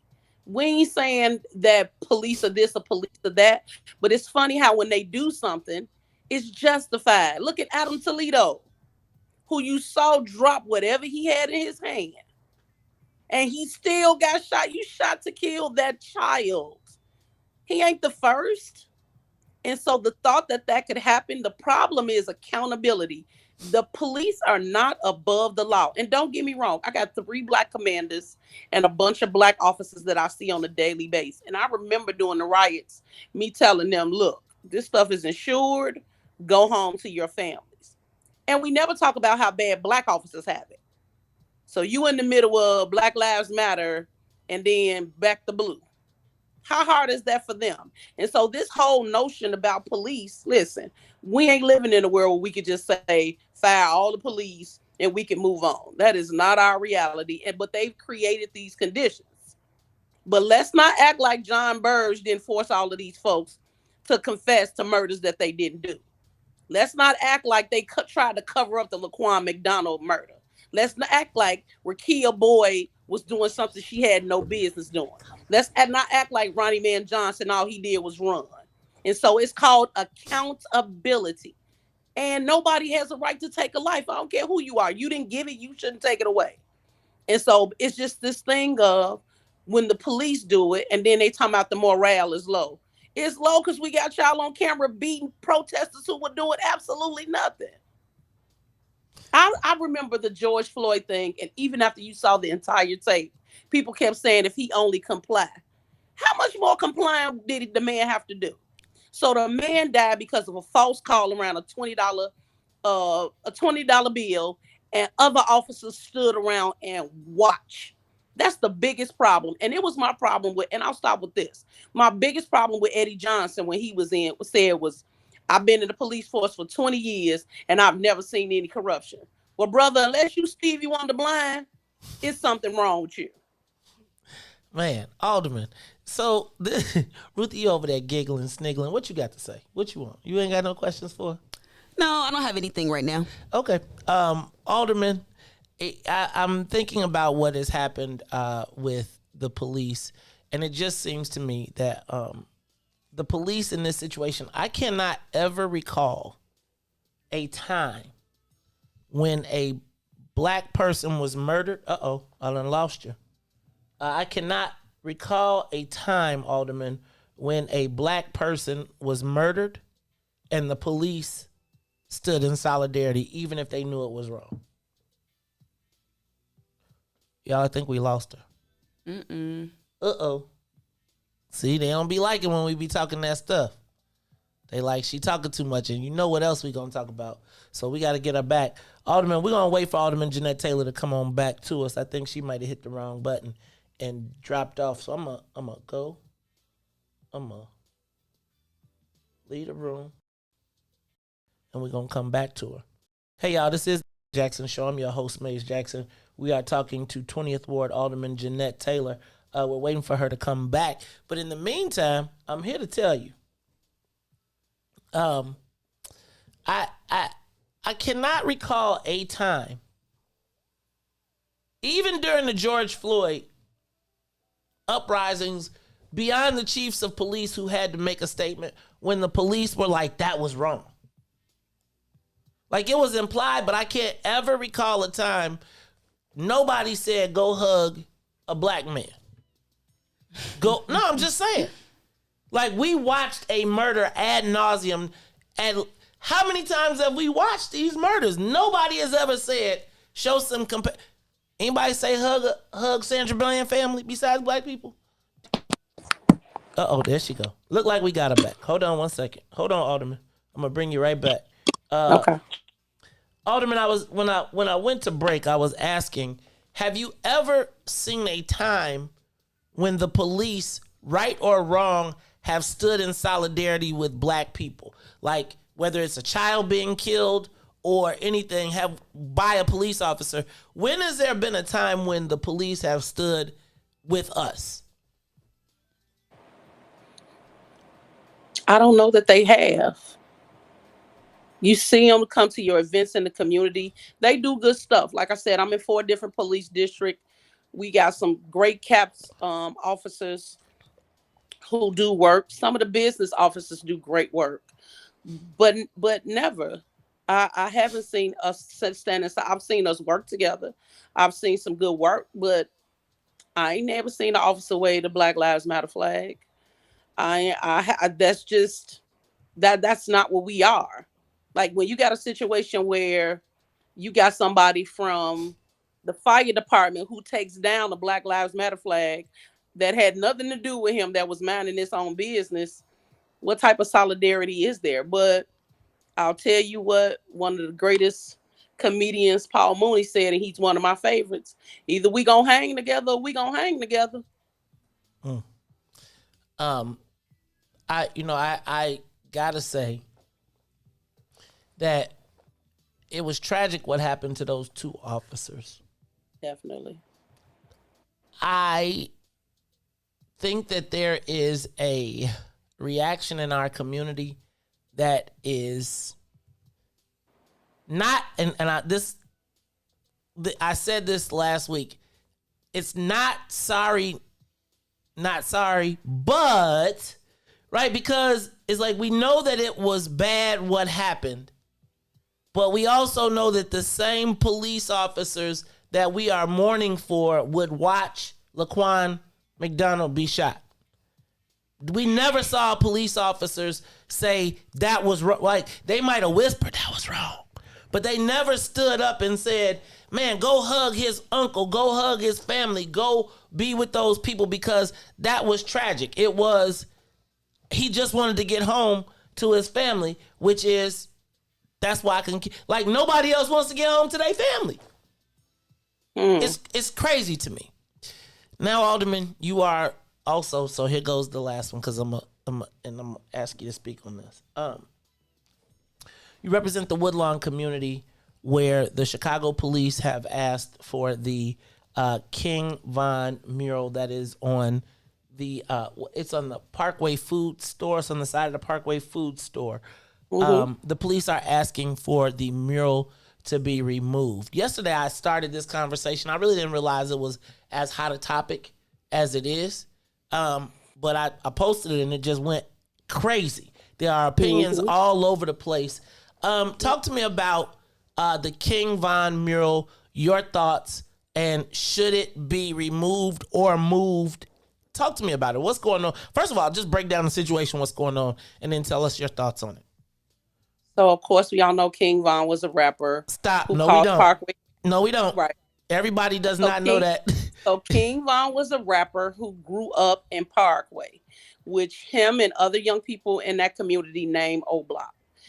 King Von was killed in Atlanta, I want to say last summer, if I'm not mistaken. Back up. And so, stop. Why did they name it? Why did they name the block O Block? Now that Maze, I don't know. Okay, so I I know. Ruthie, check me if I'm wrong. It was named after somebody that got shot, Odie. Odie, and right. Okay, so was that? Okay. That's not has nothing to do with Tuka. That's Tukaville is the opposite. Is the place? Yeah. Okay. All right. So go ahead, Alderman. Tell me some more. So it's called O Block. I never knew why it was called O Block because, of course, I'm in my late 40s. I can't say that I know a King Von song. I'm sorry, I don't. And so this young man, the store owner, watched King Von grow up. And so he took a picture of King Von before he died. And so to pay honor to this young man, and people don't talk about King Von took his community with him.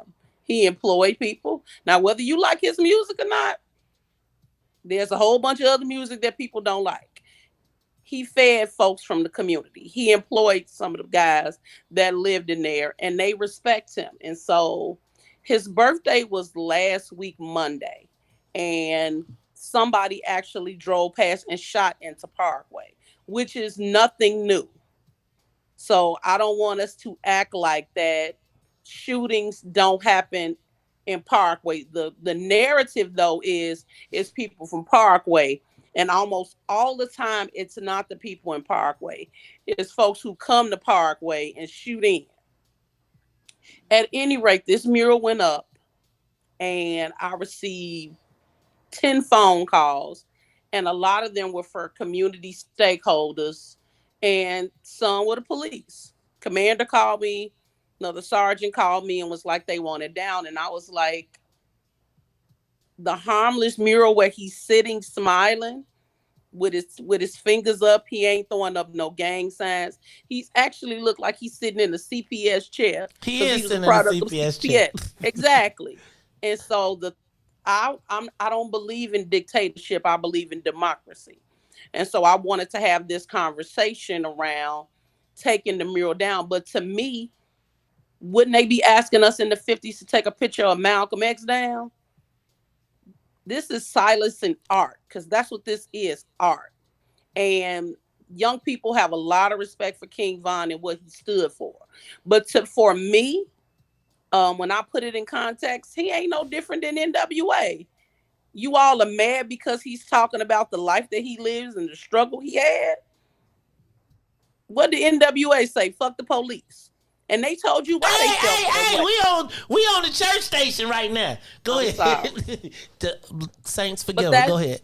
That was what they said. And so their murals up of Tupac and Biggie. And they both were murdered. We asked them to take those down. And so this is a tale of the broken generations. And I always go back to this. There's a song by Marvin Gaye called You Sure Love to Ball. And he ain't talking about basketball. He ain't talking about soccer ball. He ain't talking about football. And so he ain't singing nothing different than his experience.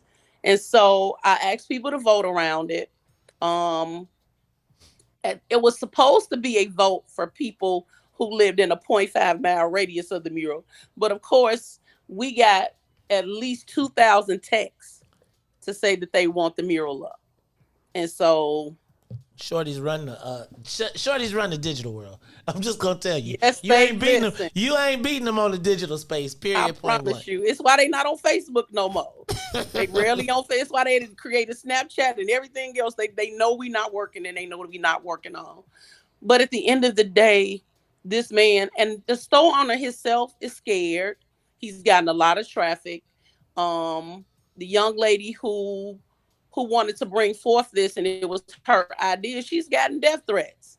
And so it's like all over a picture, over a mural. It's like, when do we get to a space where we learn to understand each other? And I always say, elders play an important role in what we do in the community because they'll help us not repeat their mistakes. But they also got to be open to listen because we ain't talking about how this generation has been neglected. And that's another whole show. And so there's some ownership there. But I feel like the mural is harmless. I've seen people come there and take pictures. Somebody sent me a post about Lil Durk, who was supposed to be, I guess, in competition with him. No, they on the same crew. They in the same crew. Okay, so he They came both and took OTF. pictures. See, that show you how much I know. Listen, when I'm sitting in the car with my kids, I have to ask them what they talking about in the songs. Because there's a song where he say, I don't like bees, I don't like guys, I don't like nobody. And I'm thinking, well, brother, if you don't like nobody, who buying your album? And so that's me. I'm in my late 40s. And so how I see music and see things are different. But will we be asking to take a picture of Martin down?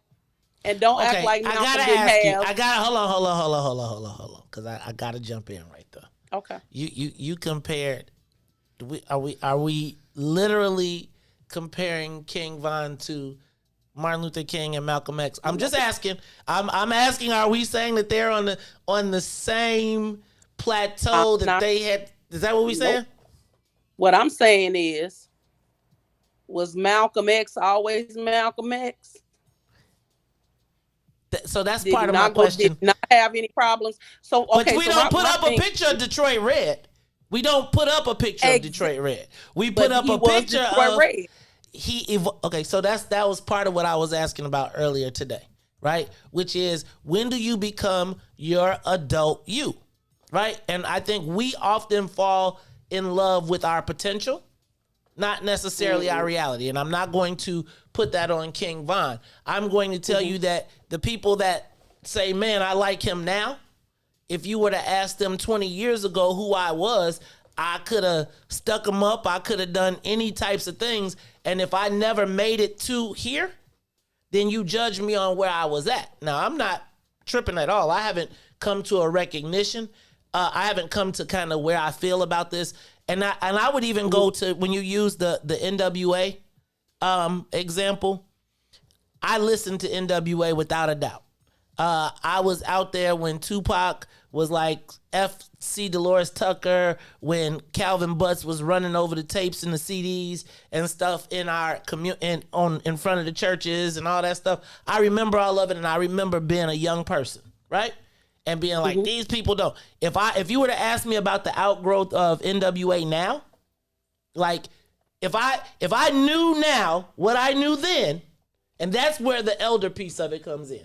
I still listen to NWA, but I will tell you that a lot of NWA as a young person took me there was a soundtrack playing in my mind as I was doing the things, whether it was Mobb Deep, whether it was, and so I just don't know if we can put all that in the same spot. I haven't come to my conclusion as to where, but when I see videos that say 64 dead ops, and we literally talking about 64 dead people, and I'm not saying that's his song, I just gotta ask, just because we can, is it good for us, and is it good, healthy for our community?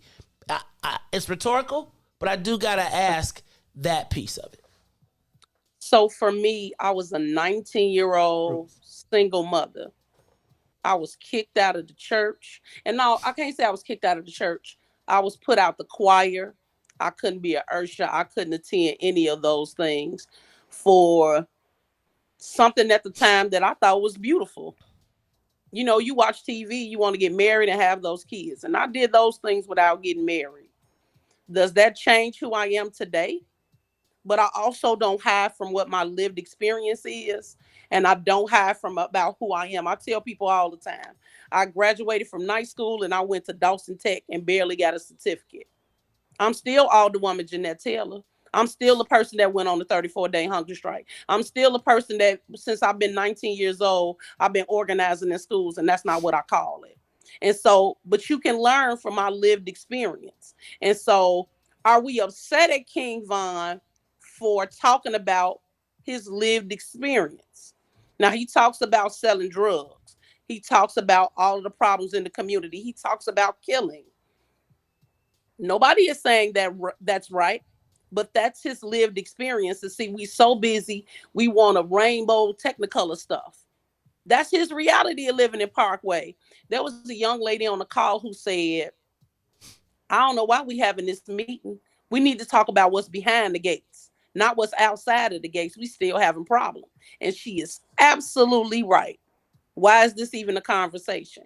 But it's also, there are a bunch of conversations that we need to have. And so for me, it comes down to democracy and us having the conversation. When they saw the crime of police getting killed in 2.5 seconds, all these folks were in a roar. But it's the same thing we all talked about in our living rooms. We all talked about it at work. We all say it. I'm just brave enough to say it out loud. And for me, I've heard from young people in Parkway who said, like, they talking bad about King Von, but King Von did this. King Von did that. And so who gets to decide who our heroes are? Who gets to decide what art is? Who gets to decide this was a young man's life and why did it turn this way? Let's have that real conversation about it. And so that's what it is for me. And I'll say again, other than King Von living in Parkway and some of the things I heard, I didn't know the young man. I didn't, but this still is a life loss, which is wrong.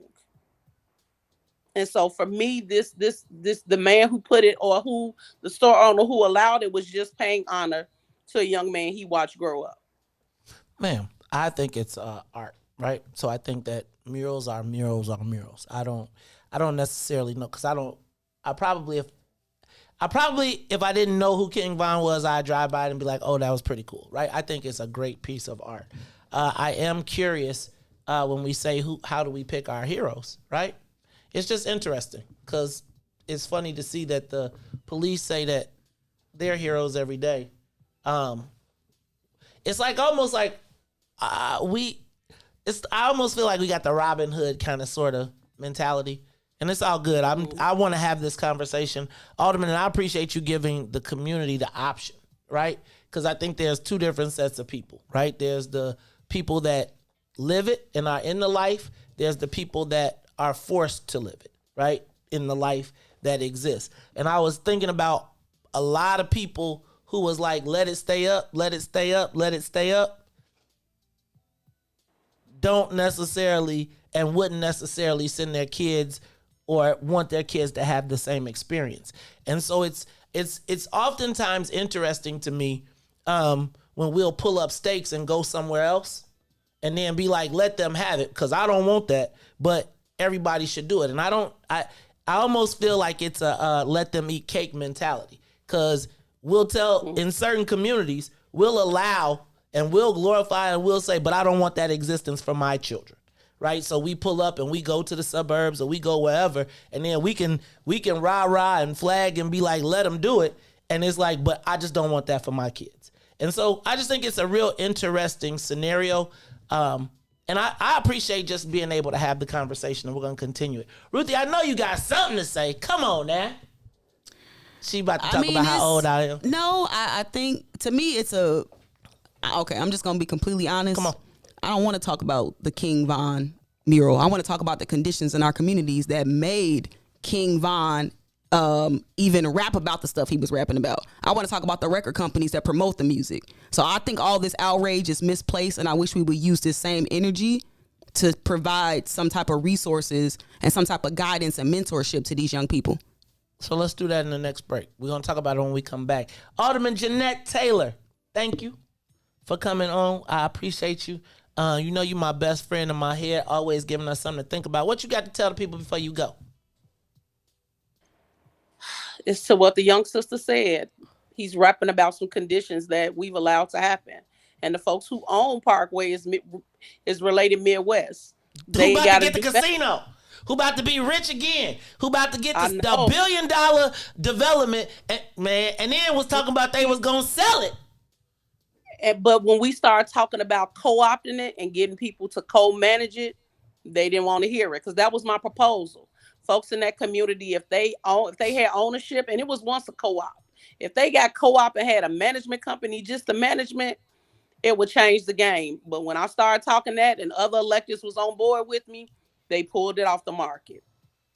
Remember that time I told you about the guy from Related Midwest who tried to cut me out, right? He was like, you shouldn't make no profit. He said you paid $30,000 for it. Now, they was around here buying things for millions and 20s and 30s of millions. And he was like, why should that Negro get that money? We'll wait him out and we'll get it back. And I just think, like, there is a connection to all of this. There is a interwoven connection to all of it. And we're going to talk about it a little bit more when we come back. Alderman Taylor, I got to tell you how much I appreciate having you on air. Thank you for coming on. And, we're going to have to get you a regular segment, or you're going to either have to do your own podcast and do your own thing down here, because it's like we need that energy. And if Reese says, could you send your Cash App? Because he want to send you a donut. He want to send you an offering, because he is worshiping at the feet of Alderman Jeanette Taylor, who is my best friend in my head. Thank you for being with us today. We appreciate you, sis. Y'all have a good day and be safe. All right. Hey, y'all, that is the Maze Jackson Show. That's my girl, Alderman Jeanette Taylor, my best friend in my head. I think y'all on to something that I think you all are on to something with the conditions that led there. I was just thinking about how I used to say we're dancing to our demise? It's almost like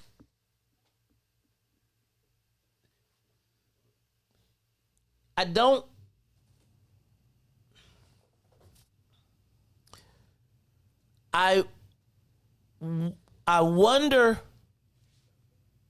how do we get to the root of it?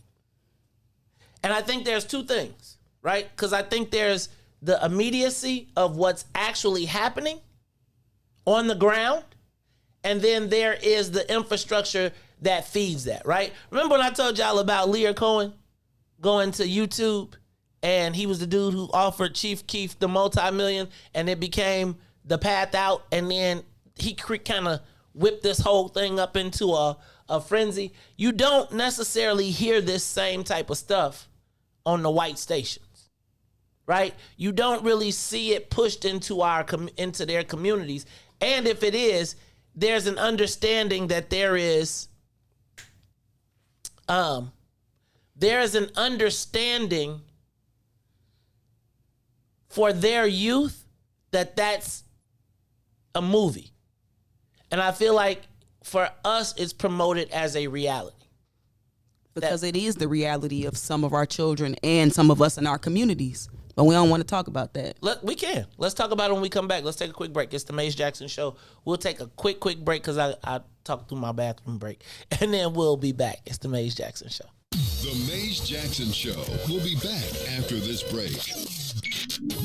WIFTBPM. Broken screen? Crash system? Are you in need of spyware or virus removal from your computer? Well, contact RPC Computer Repair in South Shore and let us help you with all your computer repair services and print needs.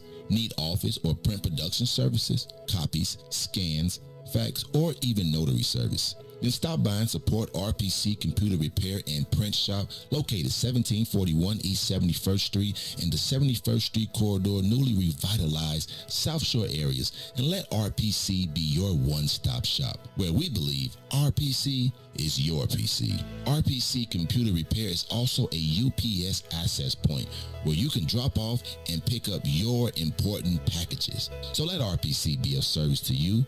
Call RPC Computer Monday through Saturday, 8 a.m. through 6 p.m. at 773-966-4457. That's 773-966-4457. Visit RPC at rpccomputeringinc.com for more information. And now, traffic and weather.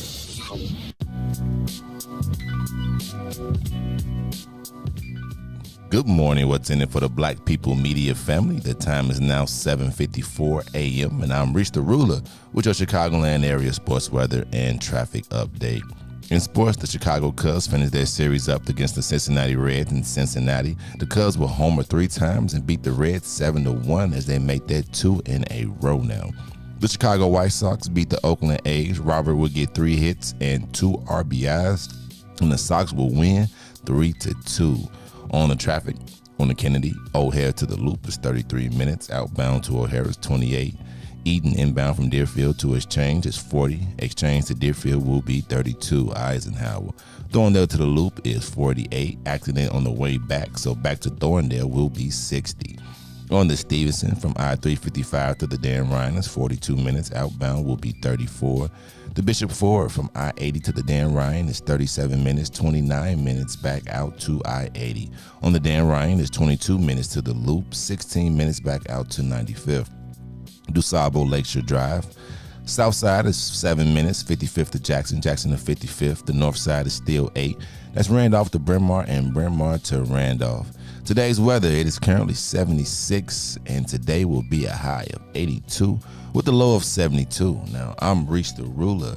That was your sports weather and traffic update. Now, back to the baddest show in the land. It's the Maze Jackson Show.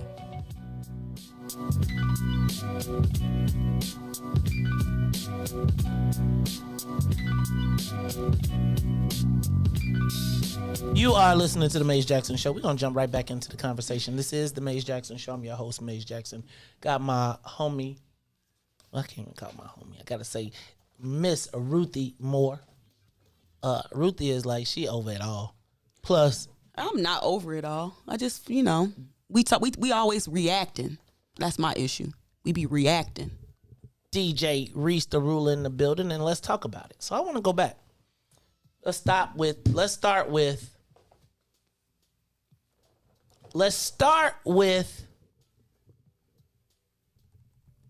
the, I don't want to say the violence. Can we say that? Well, how do we start with this conversation? What are the conditions that create a King Von?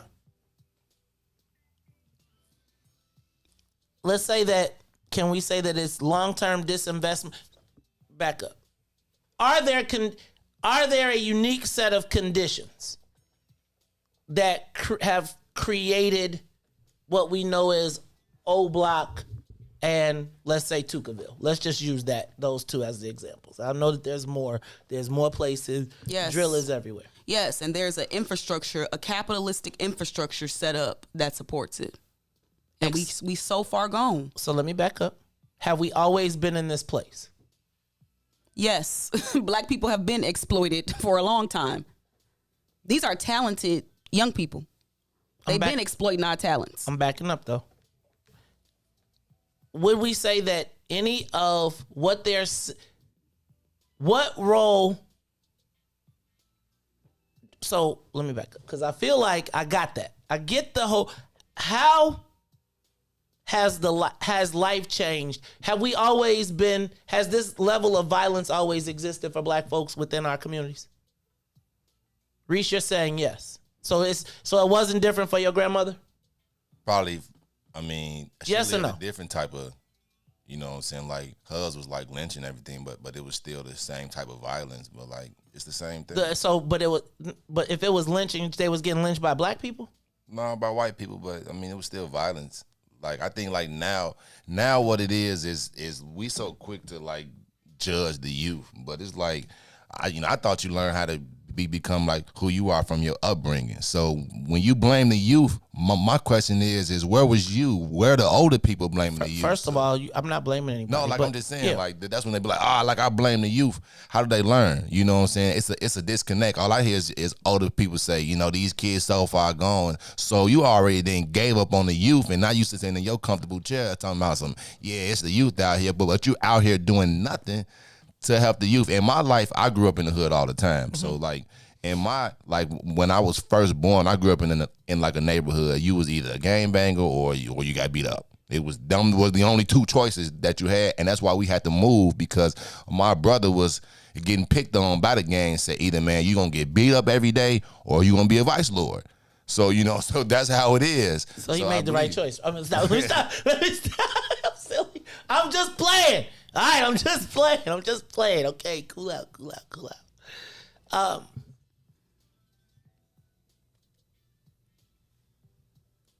Thank you everybody to WBGX for rocking with us. We're going to continue this conversation on the Maze Jackson page, as well as on the Maze Jackson page on Facebook, as well as we're going to continue this conversation on YouTube, Twitter, and Twitch.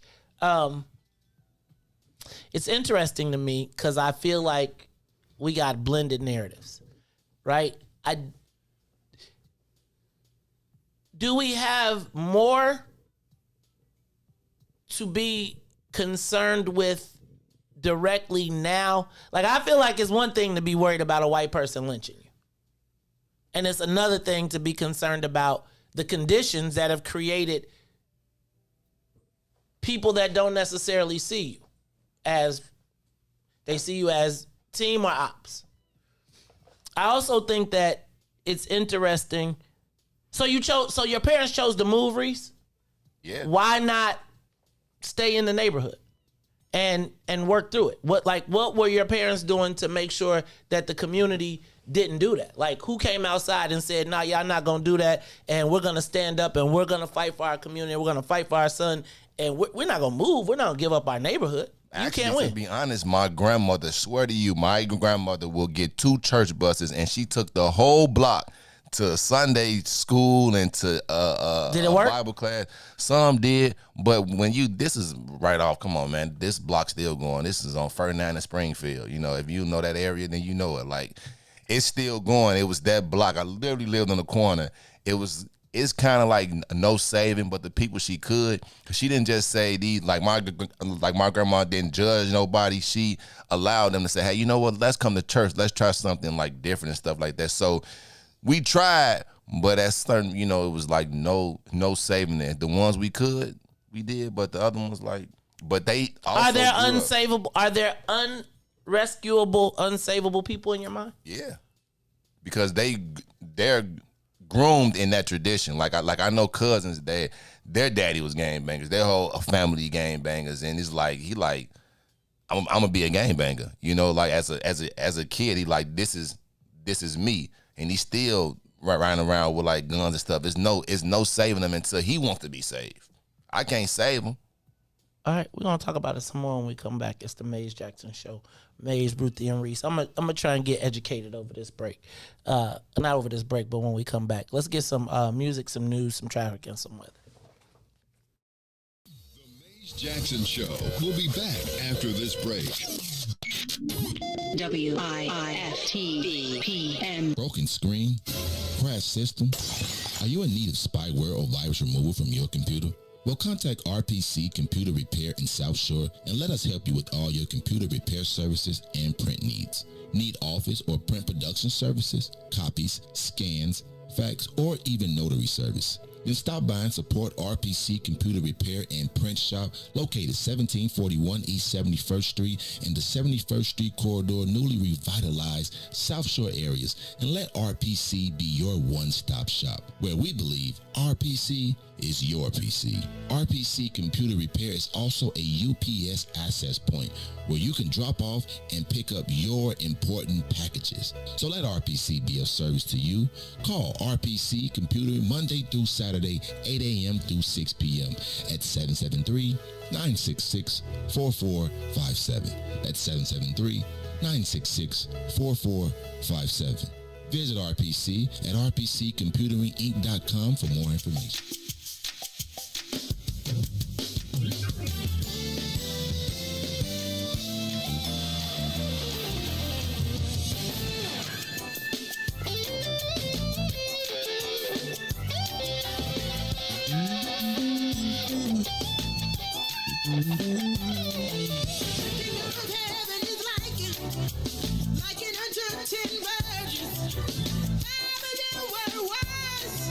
If I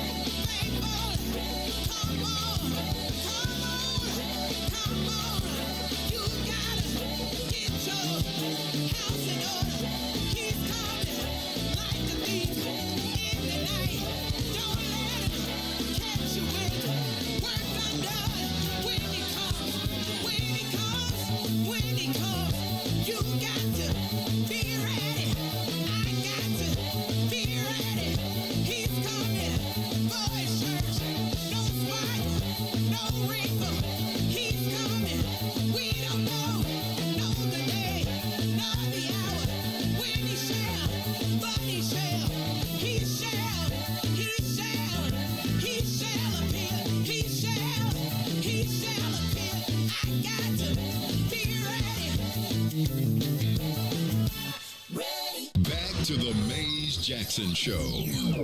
You are listening to the most dangerous show in the morning. This is What's in It for the Black People Radio. Maze Jackson. Maze Jackson, the most vociferous advocate for black people in the world.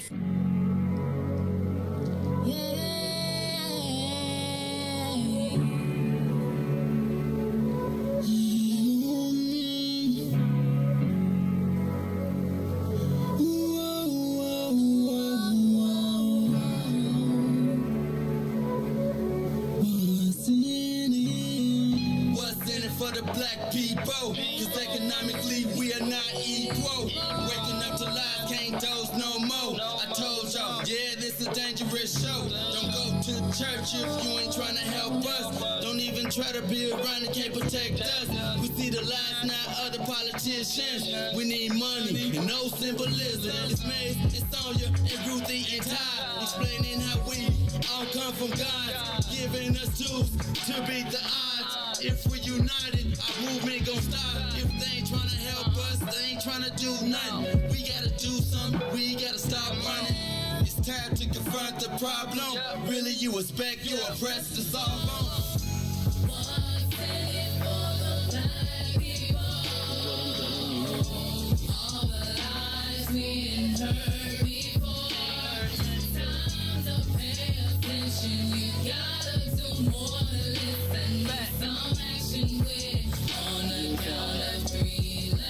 Wake up, Chicago!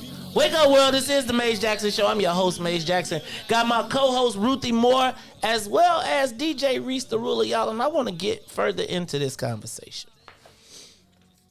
I have not come to my conclusion. I'm not for taking down the mural. I'll put it that way. But I am not also for ignoring the consequences of what could happen. Now, Ruthie and I were just having a really interesting conversation on the break. And Ruthie, I think, can you elaborate? We were talking about, because my concern is that I don't know if we know or are willing to acknowledge right or wrong, or maybe I just have a different understanding. It's like Reese just told me that you had to move out of a neighborhood because of a certain lifestyle, right? Because of the mentality that existed there. Is that a good thing? Was that a good thing? I mean, I understand it is how it is. And I guess my question is, how do we get there? And how do we get out of it? And how do we get to a point where I don't, like, is it aspirational? Is King Von aspirational? Ruthie, you said yes to some people. Yes? No, I think it's capitalism. So why wouldn't King Von be aspirational? Because that's what we aspire to in our culture. Everything boils down to capitalism and getting it out the mud. And that's exactly what he did. Is there a difference if you get it out the mud and part of that involves the death of black people as a black person? Right? I have no doubt that white folks whoop us. They have taken advantage of us, etc. Have we learned that we should do it the same way with them as they do? Man, that's why capitalism don't necessarily work for us. Because it's exploitive.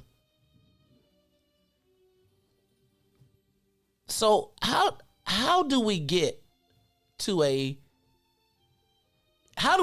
point where we as a people feel like that is that an aspirational lifestyle? What, having money? No, I'm saying is it as a parent having money? No, are you suggesting that's? I think it's more than that. I think that King Von had money, but I would say he had more influence than he had money. But not only did he have money, but he was sharing that money. To do what? With his, I don't know what he, Maze, I wasn't in his pockets. I don't know what he was doing with his money, but I know he was giving it to his people. Hand-to-hand transactions. Got you. So there is a point to me where we're either going to, so how do we fix the situation? I think the only way we can fix the situation is to see ourselves in a King Von. And the minute that we keep disassociating ourselves, we just gonna put our heads down and drive right past, possibly lead a community, or it's possibly not be able to even see him and see them when they are young as young people that should be nurtured. Is there a point of, so is there any good, or is it this is a very peculiar conversation for me, because I'm gonna tell you like this. I feel like the people that say it's okay often don't necessarily have to live that space, and they say, shoot, not my kids, so that's fine, you can do it over there. Like, and I think that what we see oftentimes is we will allow that to be a certain lifestyle to be promoted in our community. It's detrimental to our community. But you know what the difference is, Maze? Because I'm pretty sure your young people listen to drill music. But they have a baseline. I'm pretty sure they are influenced by drill culture. The difference between them and some other young people is that they got a daddy. They got a good daddy. They got resources. They ain't necessarily got to go live that lifestyle if they don't want to. It's a lot of young people that's listening to this music that this is all they know. This is what they consider to be their lifestyles, their cultures. That doesn't make it okay. No, it's not. It's horrible. It's not That's okay. my point. But the difference is that your kids they can escape it. That's not my point. But that's a huge issue with it though. What I am suggesting though is I recognize whether you can escape it or not. But that makes all the difference, and though. I'm telling you because why. The music is still there. The music ain't going nowhere. And if we ain't willing to talk about the way that the music gets from the street through distribution, through all these different channels, we ain't willing to talk about. Like, that's what we need to be talking about. I think we can talk about both. And I'm going to say this. I'm going to say that there are two issues going on. It's really two issues going on. I say this all the time. We have an external threat and we have an internal threat. And the external threat, if we allow the internal threat to eat us alive, by the time we are able to fight the external threat, we will not have the defense to do it. Well, then, see, that's why I said, everybody keeps saying we can walk and chew gum at the same time, but obviously we can't. If we can't attack the internal and the external, which one comes first? Do we need to attack the external threat or do we need to attack the internal threat? I say, how about we nurture the babies first? Can we start there instead of blaming them? I'm saying that there's a point. I think that we have to acknowledge that there's something wrong. We do. We live it. No. How is it that you turn on some of these radio stations at 8:00 in the morning and they playing this stuff? That's a problem. I got that. That is a direct threat to neutralize against. Can we take back our culture? But let me back up. So the radio station, so does the music have influence that they're playing on the radio? Maze, you just said that at 40 years old, you switched from a 4.0 to a 4.5 because Jay-Z said it. That's my point. So come on now, you know it's influencing these babies. So my question then becomes, where do we deal? So at the same time, while it's being influenced, how do we stop what's happening to us? Hey, radio station, we out here. We know the kids don't listen to the radio. Let's say YouTube. But that is still a part of the larger external threat. I could see if it would be different if we owned our culture and we was able to sell it to white people. How are we letting them sell our stuff back to us and then they bastardizing it? And you see who's suffering. We are suffering because we don't got a handle on our culture. It's all fun and games when you can listen to Jay-Z and bop your head. Jay-Z a billionaire now. He ain't really necessarily rapping about serving as much as like he used to. But it's still the same thing. It's easy for people to profit off of our pain. And we profiting off of our children's pain. There's a whole market, industry set up for these young people. So now it's a chicken or the egg. What come first? Is it the kids getting the money off living this lifestyle, or is it the kids living this lifestyle and rapping about it? We done got the game so twisted that these kids coming up and aspiring to get these record deals. So they That's out, my point, so they though. out here putting in work on the streets just so they can rap about it to get the record deals. And you trying to tell me that we can walk and chew gum at the same time? Obviously we can't. So which one we gonna go after? What we gonna do? We gonna put our arms around the babies, or we gonna attack the system that done set up this capitalistic structure that's causing so much destruction in our communities? But it's too many people eating off that, though. Too many people eating off that. So here's my thought. My thought is that we have to start setting a standard, right? And I feel like this. I'm okay with all of that. But if we just saw, how do you get back to those homes? How do you get, because I feel like this, right? Like, I feel like we recognize there is a great problem, but the immediacy of what is happening right now, right? The immediacy of what is happening right now, like, yo, mugs are getting shot. We at the highest level of violence even since the 90s now. And I guess I feel like we act like there is no connection to all of this stuff. I feel like it's a complete ecosystem. Not debating on it, but I am suggesting that there seems to me to be an unwillingness to acknowledge that we got a real problem. No, I think we recognize we got a real problem. The problem is we ain't willing to do what it takes to stop the problem. What does it take? We gotta get back control over our culture, and we start there. If we ain't even gotta start with capitalism, even though it's gonna come down to capitalism, but can we at least start by getting control over our culture? Which is what? Getting control over our culture. Which is what? Who influences the culture? It's normally the young people. So we gotta make sure our young people are healthy. How do we make them healthy? We need stronger families. More of us have to be willing to mentor. And I know people say, well, everybody ain't supposed to be mentoring, doing all this, but more of us have to be willing to mentor. So sometimes, you know what, you might have to hit them streets, and everybody is not equipped for that. Everybody's not capable. Everybody's not willing, but more of us have to be willing, because we already know that our families are broken. We know we got broken families. So we got to put the emphasis back on creating healthy families. And if we know some of these parents out here ain't doing their jobs, then that's where the village step in. What happened to the village? What happened to me seeing myself in these young people?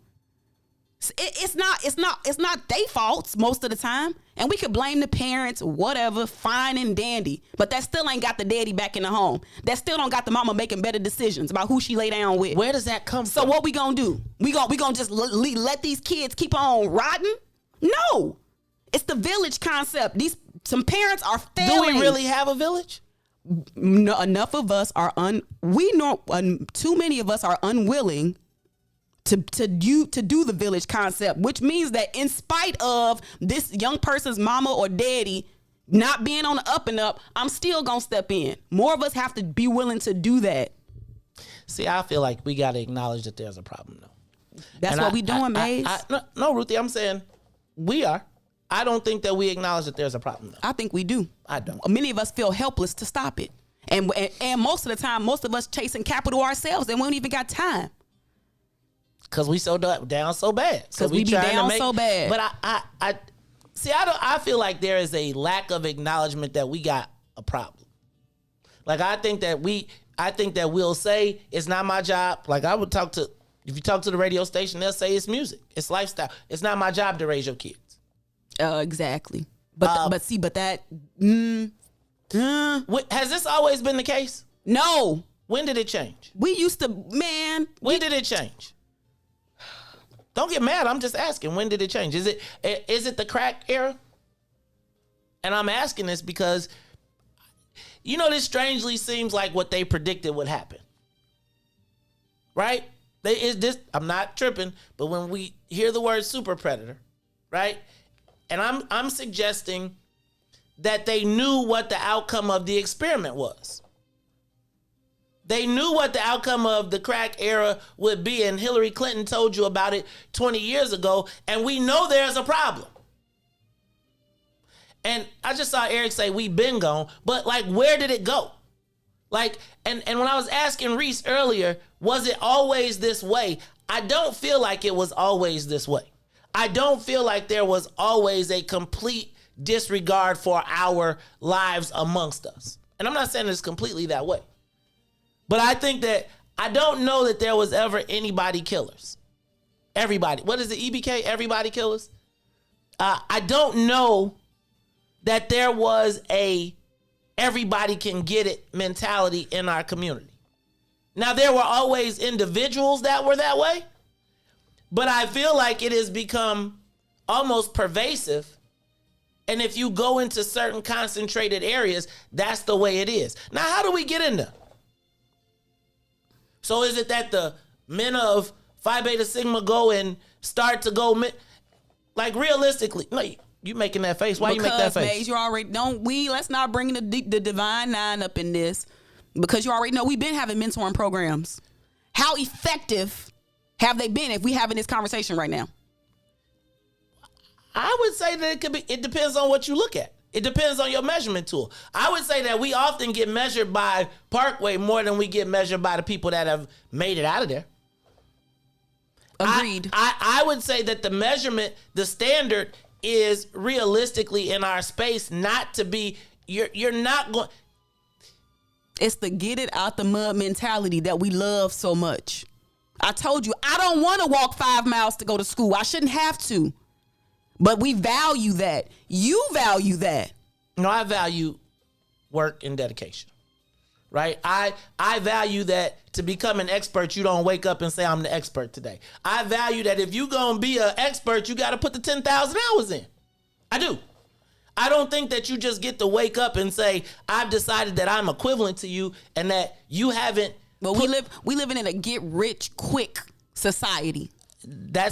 Some people, the young people are. Those people are. No. We living in a get rich quick society. If you 50, you ain't living in a get rich quick society. Yeah, because y'all, it was a system set up for y'all that if y'all worked at a job for 20 years, you could leave and be straight. We ain't got that no more. So guess what we got to do? We got to get it quick because tomorrow ain't promised. That's the YOLO mentality. See, but the YOLO mentality is also part of. But the YOLO mentality is part of where we're at right now. Because so we're saying we got to get it quick because we don't expect to make it past 25. Not just make it past 25, but we look past 25. We looking at the 50 and 60-year-olds, and we still see that we ain't got nothing. So how you gonna try to say, oh, just wait your turn? Wait for what? What we waiting on? Y'all ain't finna pass nothing down. So guess what we gotta do now? We gotta get it. That's interesting. And that's what most of these kids out here doing. They trying to get it. They getting it for their mamas. They getting it for their aunties. Just trying to get their people out. Remember, that's what we do. We try to get out. We have a concept of leaving. We try to get out. I want to buy my mama a house. Ain't that the narrative? Take my family to Disney. It depends on who. So you got these kids that now are responsible. So because we have fatherless homes, and you know, most of the time that extra income is helping. Now we got these young kids out here that's having to take care of their families. So you really think mama gonna say, hey, don't rap about that? Because guess what? That check cashed nicely.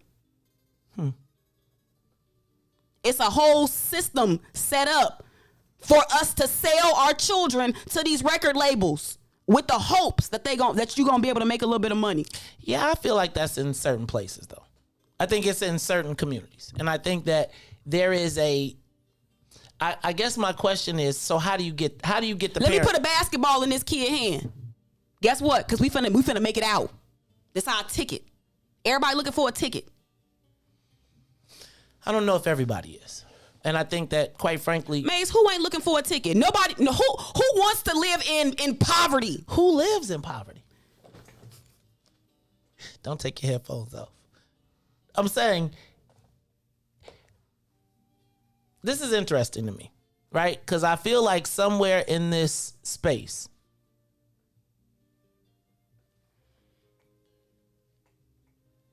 we know what's happening. But I don't know that. I almost feel like we've bought into it. And so if you've bought into it, from your mother to your father, there's no more influence that I'm going to have. I don't think that there is any. I think I listen to all the same. No, Ruthie. Ruthie, I listen to. What you just said that you switched from a 4.0 to a 4.6. And I'm pretty sure that your mom and your daddy would have been like, don't spend that money. But Jay-Z had more influence over you than your parents at 40. No. He had influence on my car decision at 40. Man, that impacts your pockets in a major way. If you got the money, if you got it, it ain't tricking though. That's not my point. See, you just really just put a bow on this conversation. What? That if you ain't got it, it ain't tricking. Not just that, but that it's the mentality. If you can be influenced at 40 to spend more bread on a car, you can't tell me that then these little young people can't be influenced themselves. No matter how much your mama or your daddy influence you. And what if you ain't got no daddy? So then you make King Von the person, and that's the example. Yes? No. Jay-Z's, Maze's are the examples. You just said that you switched your car. Mm-hmm. So the music... I'm not the summary of my car, though. But the music and culture has influence. You're not the summary of your car, but oftentimes we do. We use capital and things and trinkets to elevate ourselves into positions of society. Ruthie, you just said my point. You essentially said my point in the same thing on the King Von thing, right? Which is, again, so now this is the aspiration. Yes? Is that what we want our children to aspire to? Yes or no? Is what the aspiration? Is the capital? Because it's about capital. Is it how you get it? Does that make a difference? Y'all, hey, we glorify getting it out the mud. I glorify getting it out the mud from going to a legitimate job, going to work, doing my thing. I don't? Okay. I mean, I'm not hustling no more. So no more. Come on. We be forgetting where we came from. I don't think we forget. No. But when we forget, then it's easy to blame a King Von. It's easy to say, is this what we want our kids to aspire to? But it's not just about King Von. It's the culture. The culture. That's not my point. So I feel like we recognize that there are things that are good for our culture and bad for our culture? Who's the person that gets to say that? Who are the gatekeepers that we listen to? If the gatekeepers are the same people that's selling us back our culture, that's why I said we got to attack the gatekeepers. I know that it's other music that exists out there, but when I turn on these major things, I definitely can't tell. I don't know, man. So if your mom does, I'm gonna tell you like this: if I came home and I said that I was getting ready to be XYZ. Now, I could tell my mom screw off, but I listen to my mom. I feel like we have, because there are extenuating circumstances, in my estimation, it feels like we have given up the concept of right and wrong between each other.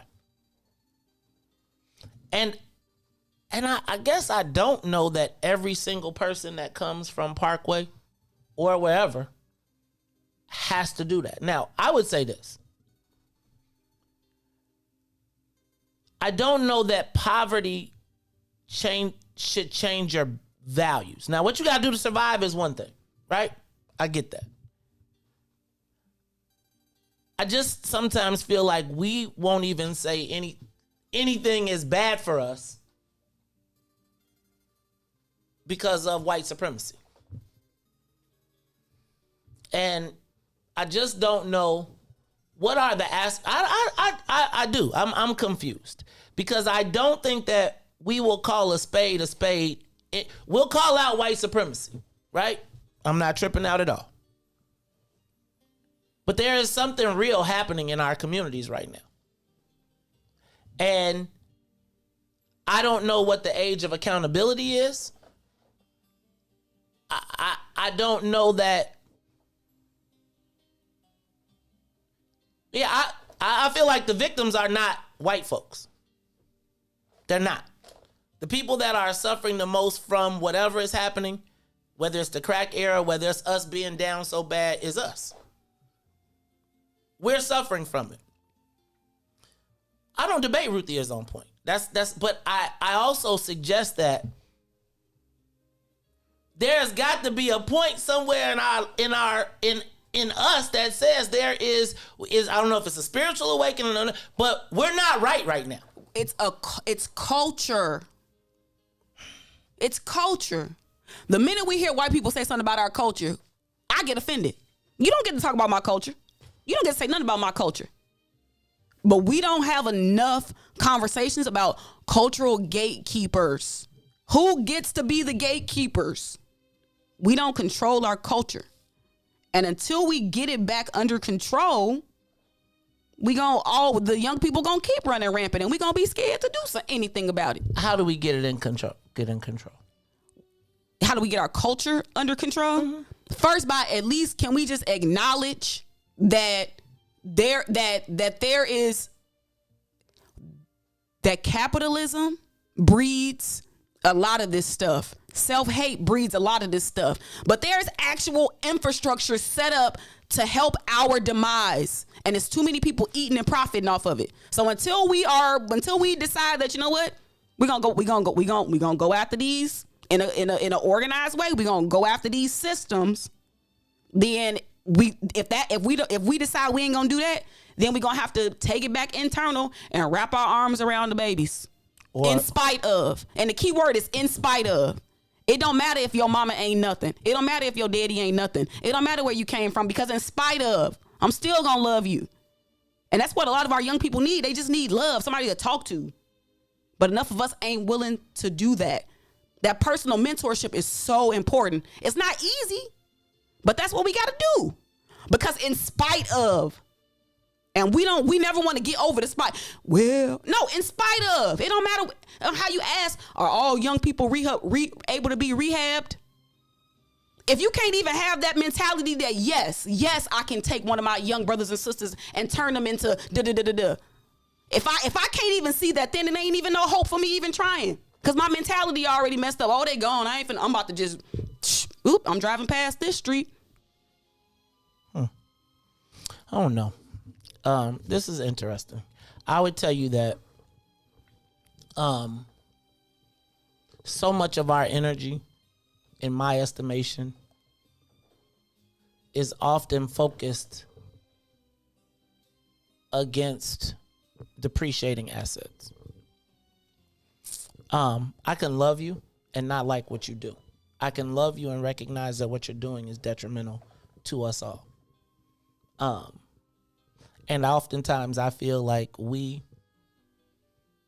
have more compassion for the shooter than the victim. That's not true. I think you cannot separate the shooter from the systemic problems. I think if you are the parent, you certainly can. You can't. You cannot. It's easy to say if you are the parent. The parent. Which parent? Of the child, of the victim. That's still no. You cannot separate a shooter from the systemic problem. You can't separate a victim from a systemic problem. We live in a culture of violence. I'm suggesting, right, that my premise is that you should be able to move around in your own neighborhood. Agreed. I believe that if you take a life in your own neighborhood of someone that had the potential to grow and be everything, it's like we look at the potential of the person that took it, not necessarily the potential of the person that lost it. We look at both, Maze. I don't know we do that. We look at both. I don't know that. We with the squeaky wheel, they say the squeaky wheel get the oil. If I was to look at the resources that are put into the city of Chicago right now for young people, right? For all, would you say that the violence is caused by a wide swath of people or a small swath of people? What type of violence? The violent crime shootings. So are you correlating it to street organizations or not? I'm not correlating it to nothing. There's 60 people got shot in the weekend, 60 and 15. I'm asking, where does that come from? I don't know. It depends. So 60 and 15. So my point with that whole thing is that we spend over $136 million on violence prevention and violence outreach groups, etc. Talk to me about what is for people who ain't violent after school. There are programs. Is the same amount of resources put there? It's a business. There are programs. There are a lot of youth. There's a lot of youth programming in the city of Chicago and in Cook County. So why doesn't everybody take advantage of it?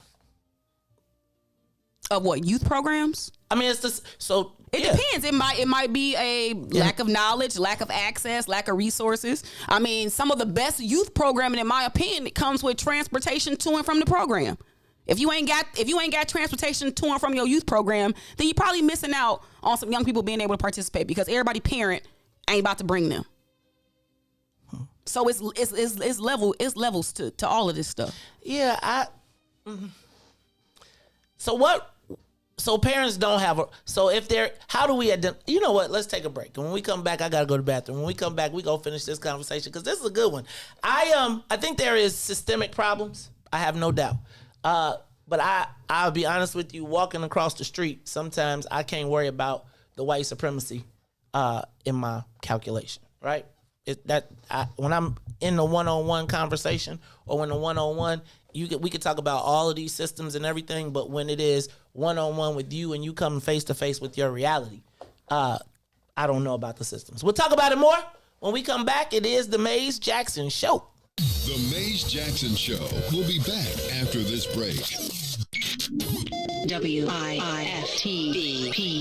And now, traffic and weather. Good morning, what's in it for the Black People Media family. I'm Reese the Ruler with your Chicagoland area sports weather and traffic update at 8:40 a.m. In sports, the Chicago Cubs finished their series in Cincinnati against the Reds. They were homer 3 times and beat the Reds 7-1 to make that 2 in a row. The Chicago White Sox beat the Oakland A's yesterday as Robert will get 3 hits and 2 RBIs, and the Sox will win 3-2. In traffic on the Kennedy, still an accident outbound to O'Hare is 68 minutes. O'Hare to the Loop will be 36 on the Eden. Inbound from Deerfield to Exchange is 42. Exchange to Deerfield is 57. Eisenhower from Thorndale to the Loop is 55 minutes. Back out will be 57. On the Stevenson from I-355 to the Dan Ryan is 66. Outbound will be 46. Bishop Ford, I-80 to the Dan Ryan is 41 minutes. 28 minutes back out to I-80. On the Dan Ryan, 20 minutes to the Loop. 16 minutes back out to 95th.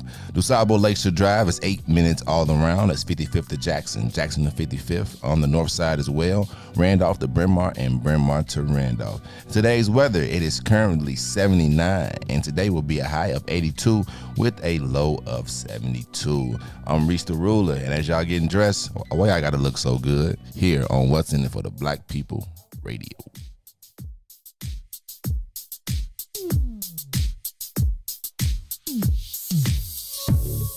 I don't know what you did, but you did it right. Girl, you make it look so easy. Everywhere you go, there's turning left and right. Can't say you a dime, you're a 20 piece. Cause girl, you're the reason I be acting funny. Everything in me telling me don't let you get away. And all the guys looking like they wanna love you. Every day I'm your body, got nut over my dead body. Why you gotta look so good? Why you gotta look so good? Why you gotta look so good? With your hair done, nails done, when you put that clothes on. Why you gotta look so good? With your hair done, nails done, when you put that clothes on, girl, why you gotta look so good? I can look and see you're not an average chick. You're shutting it down everywhere you go. Girl, I want you as bad as I want a check. Cause you're sexy from head to toe.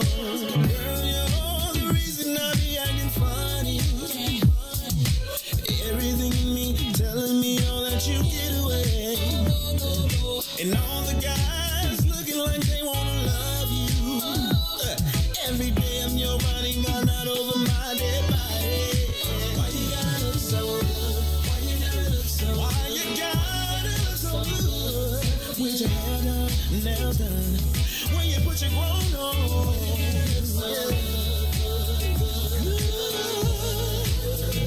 It's something about you when you put your clothes on.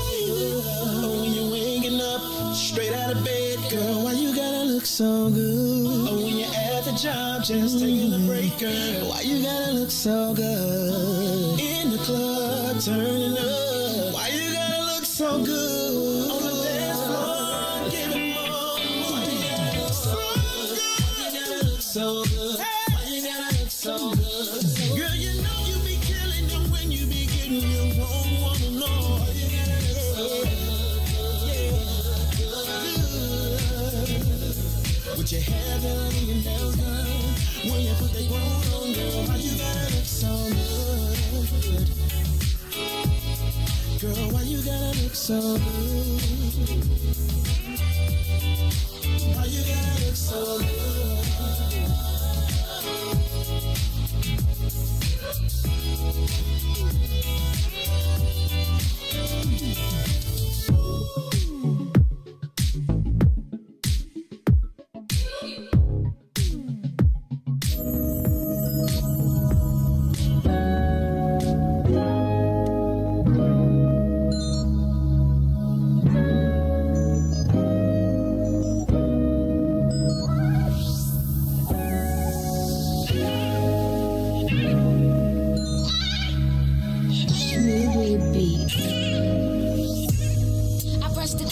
Keep calling me. You are listening to, hey man, this is Maze Jackson Show. Reese around here trying to direct the traffic again. Look, y'all, it's the Maze Jackson Show. I'm your host, Maze Jackson. Got my co-host, Ruthie Moore. She on fire. Reese over there trying to take up a collection for you. And I'm still, okay. So here's me. Let's take the blame. I don't even want to put any blame anywhere.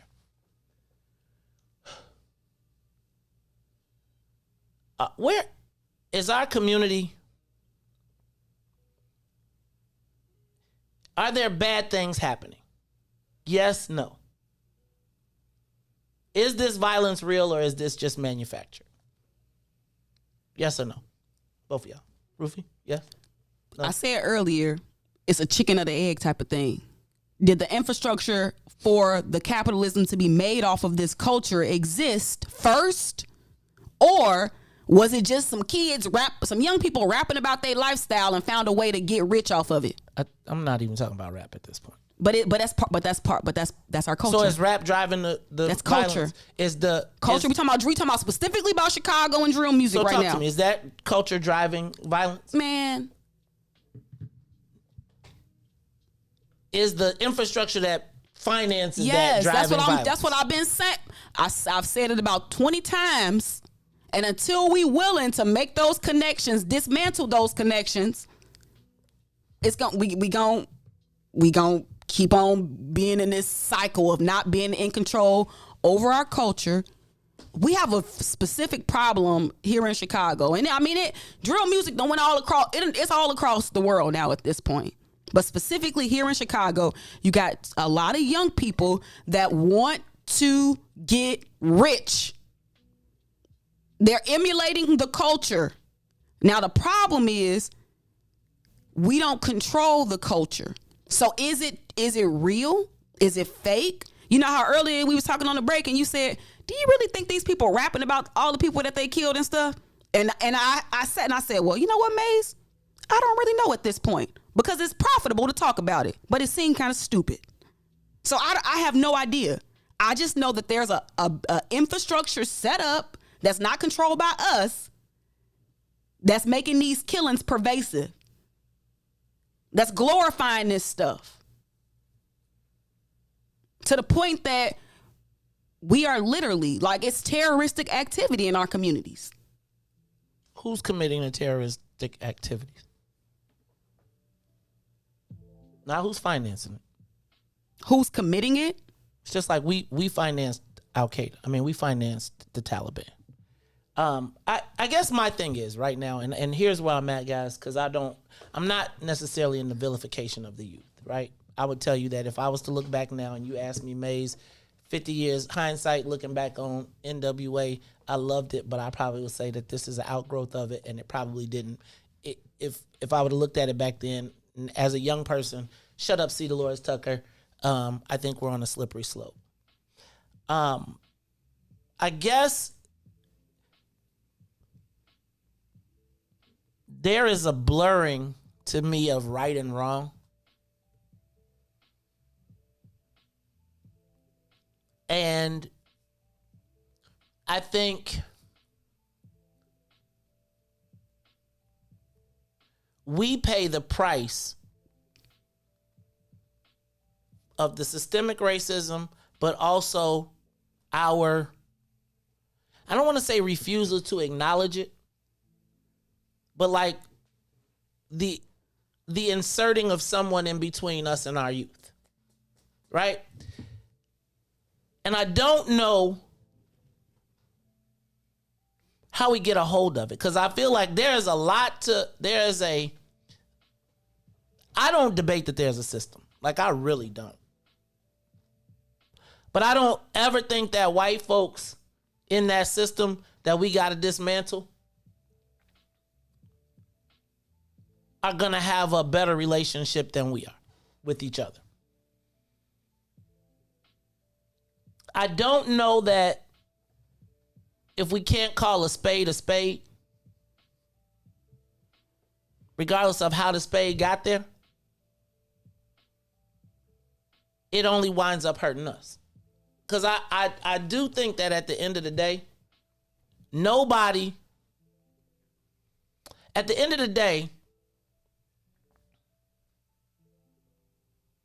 it's our people that wind up dead.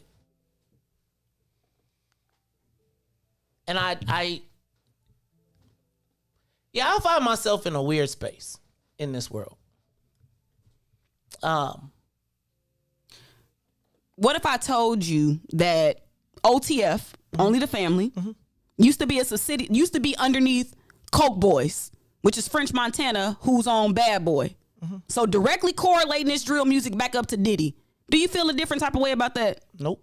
Because I know how much you love and idolize Diddy. I used to, till I found out he liked guys. But no, no. But I'm saying, do you see the problem? Ruthie. These same people that we idolize and that we want to be like, you can draw straight lines to this violence and destruction in our communities. When the last time Diddy been to O Block? I'm not debating that. But that's what we need to be talking about. And I'm saying we got to talk about that. The last time Diddy been to O Block don't make no difference if it makes a difference. If the people on O Block, it makes, because if Diddy came to O Block, he could probably come back and be like, hey, But we conveniently undraw these lines that go back to capitalism and culture. Yeah, I don't even have a problem with saying that. All of it, I would draw a line back to NWA. I would draw a line back to Jay-Z. I would draw a line back to this whole thing, right? I'm not debating the industry at this point. What I'm saying is we are now eating ourselves. We're eating our children. And for profit. I'm not debating that. But at the premise of eating our children, I also feel like there's got to be a point where we got to say, hey, yo, we can't let this happen to us. And what does that look like? Well, I think it's a variety of things. I think it's a variety of things. I think that somebody like, what's his name? Sadiq had, that Salim does, that goes and fights the radio stations, right? I think it's the creation of a outlet where black folks can talk. I think it is, I think it's a lot of different things. But I also feel like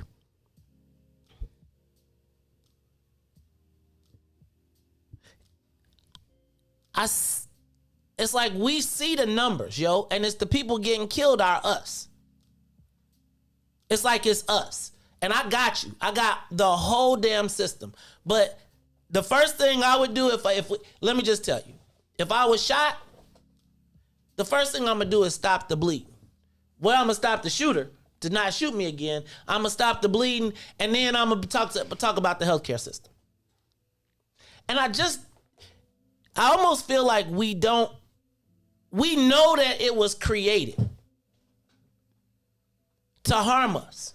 But it also seems like we want to ignore the harm that it's causing us. I don't know, man. This is a precarious situation, and I don't necessarily feel like it's the blaming of the youth, but I do feel like it is somewhere in there. Your parents got to play a role. Somewhere in there, your parents got to play a role, and I think I almost feel like we got to acknowledge that something happened there, right? That has created a disconnect in our community, and I think what you see a lot of times is people can't fight it, so they move.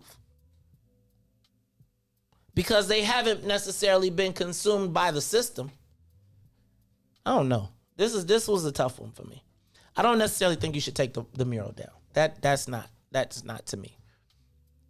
But I will always maintain that we have an internal and an external situation. I think the way you decide on what is how you deal with which one is causing you the most immediate pain and then the long-term pain.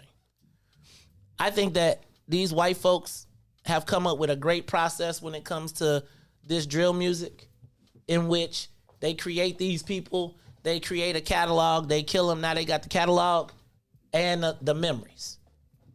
And they get to keep profiting long term. It's like, I get it. So who do we say that to? Like, do we say that to the shorty and say, yo, don't take the deal from Lear Cohen? I don't know. Do you?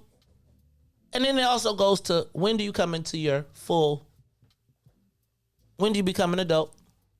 And then that was part of my question of, like, when do you become you? Like, what are you judged by? By your potential or your product?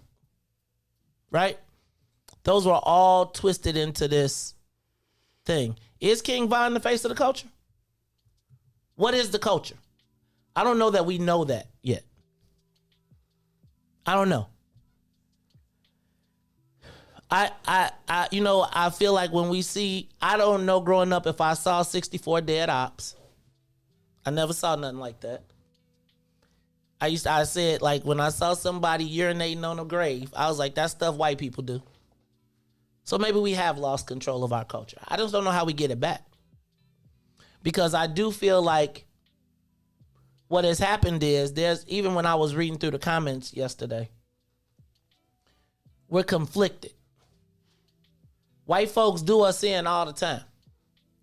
We know that the system, they hand us the blankets, but do we pass them out? Do we wear them? Do we put them on?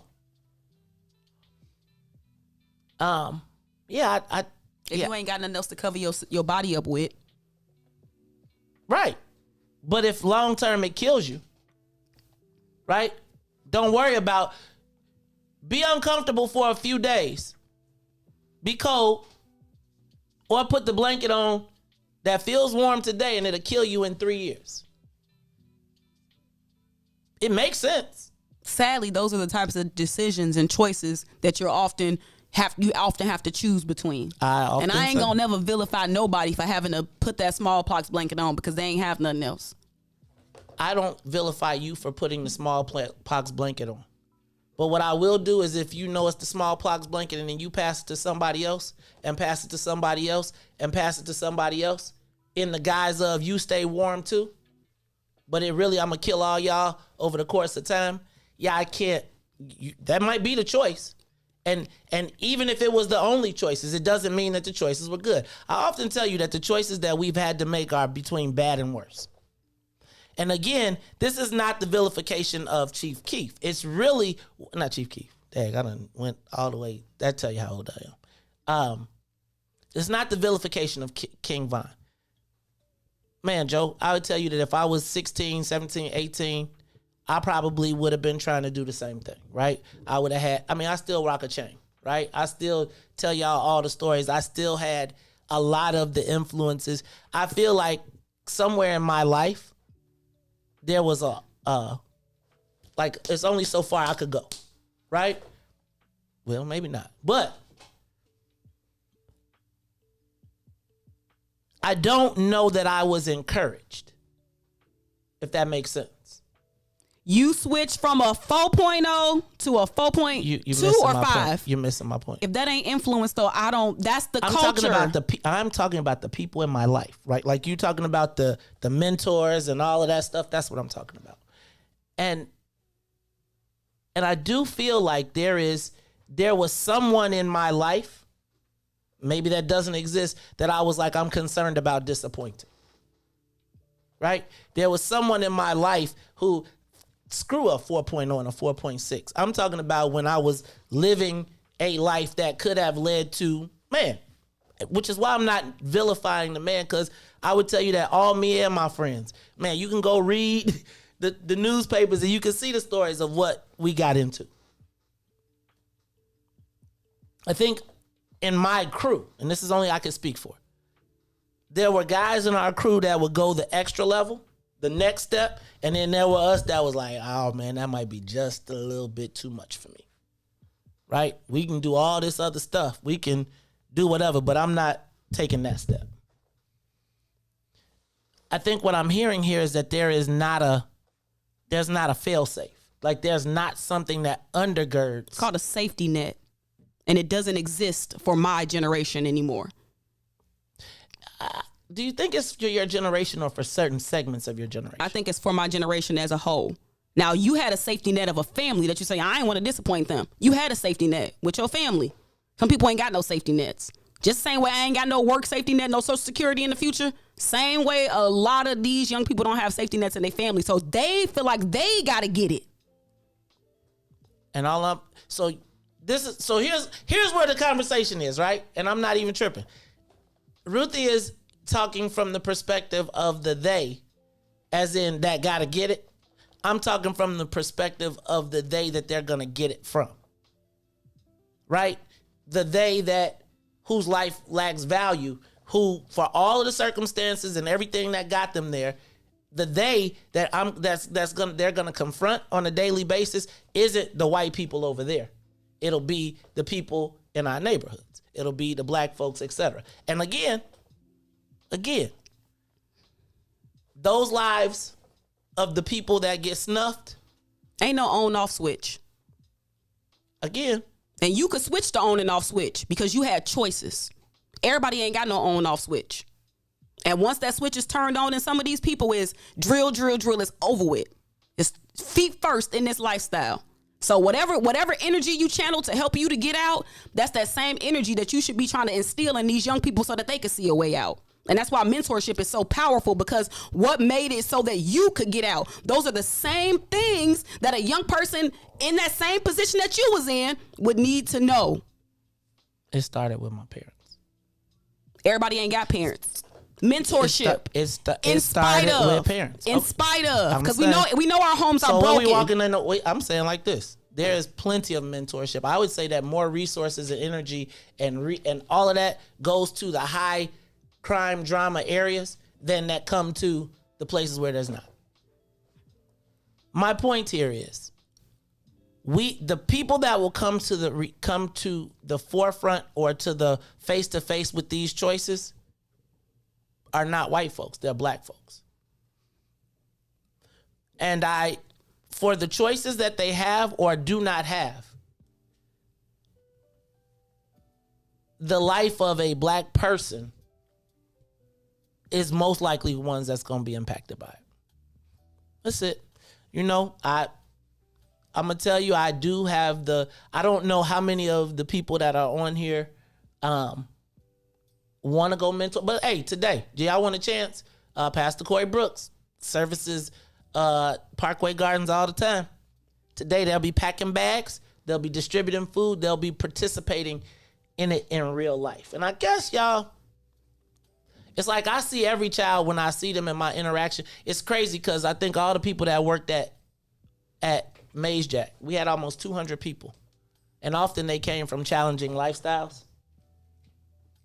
And I always had my relationship with them one-on-one. But sometimes when people leave out your purview, you just don't know who they are.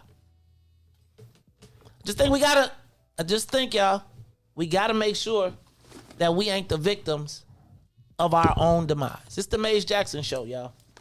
I'm your host, Maze Jackson. for Maze, Ruthie, and Reese. Reese, you up there? You seem like you kind of quiet, man. What's up? What you got to say before we go? Oh, man, Ruthie was killing it, man. She was saying exactly what I've been saying. Then the Alderman came on there and said it like. What Alderman? She want the Alderman? Go ahead. Oh, you talking about Alderman Jeanette Taylor? Yeah, I was gonna say she want the Alderman. So yeah, it was just like exactly like what they said, man. Like what are we doing for the youth besides blaming them? See, I don't know if it's blame. And I really just want to get away from that because I don't know that it's blame. I just feel like there's a problem in our community. There's a few problems in our community. And we wind up being the victims of it. It's the Maze Jackson Show.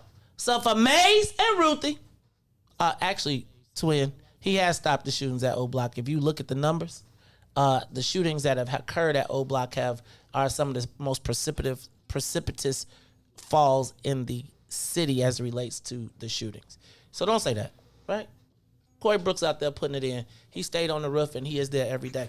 All right, y'all. It is the Maze Jackson Show. So for Maze and Ruthie, Reese, sometimes Todd, I am the host asking every single day, what's in it for the black people? And if you don't like it, you can still tell them. Maze said, I still got to say though, yo. Real talk. Why you moved, though? I mean, who'd you blame that on? The generation before me. I'm with you. It's like no parents. There's no guidance, everybody out there. So that's why I said, well, yeah. I gotta say, you gotta stop saying that though, because I would say that the majority of us are good, as compared to the narrative that the majority of us have to live that lifestyle. I don't think that everybody has to shoot, kill to survive. I think there are people that do it, and they choose that life. No trip. But I just think the people that's gonna get shot, and bang are your own people, and you got more respect for the people that's doing the shooting sometimes than the people that got shot. Hey man, we seeing babies getting killed 6 and 7 years old, and it's like, who has the compassion? It's the Maze Jackson Show. All right, y'all. We'll be back tomorrow. Maze, Ruthie, Reese. I don't think Todd coming. And if you don't like it, you can still tell him. Maze saying we out of here. Peace. Neighborhoods with crack smoke. System that milked is so bad we got lactose. Still trying to find out what's in it for us black folks. We sing, dance, play ball, entertain, and crack jokes. Government infested black neighborhoods with crack smoke. System that milked is so bad we got lactose. Still trying to find out what's in it for us black folks. Shout out to Willie Wilson. Hope one day you get to send it. We need some different players in the game to handle business.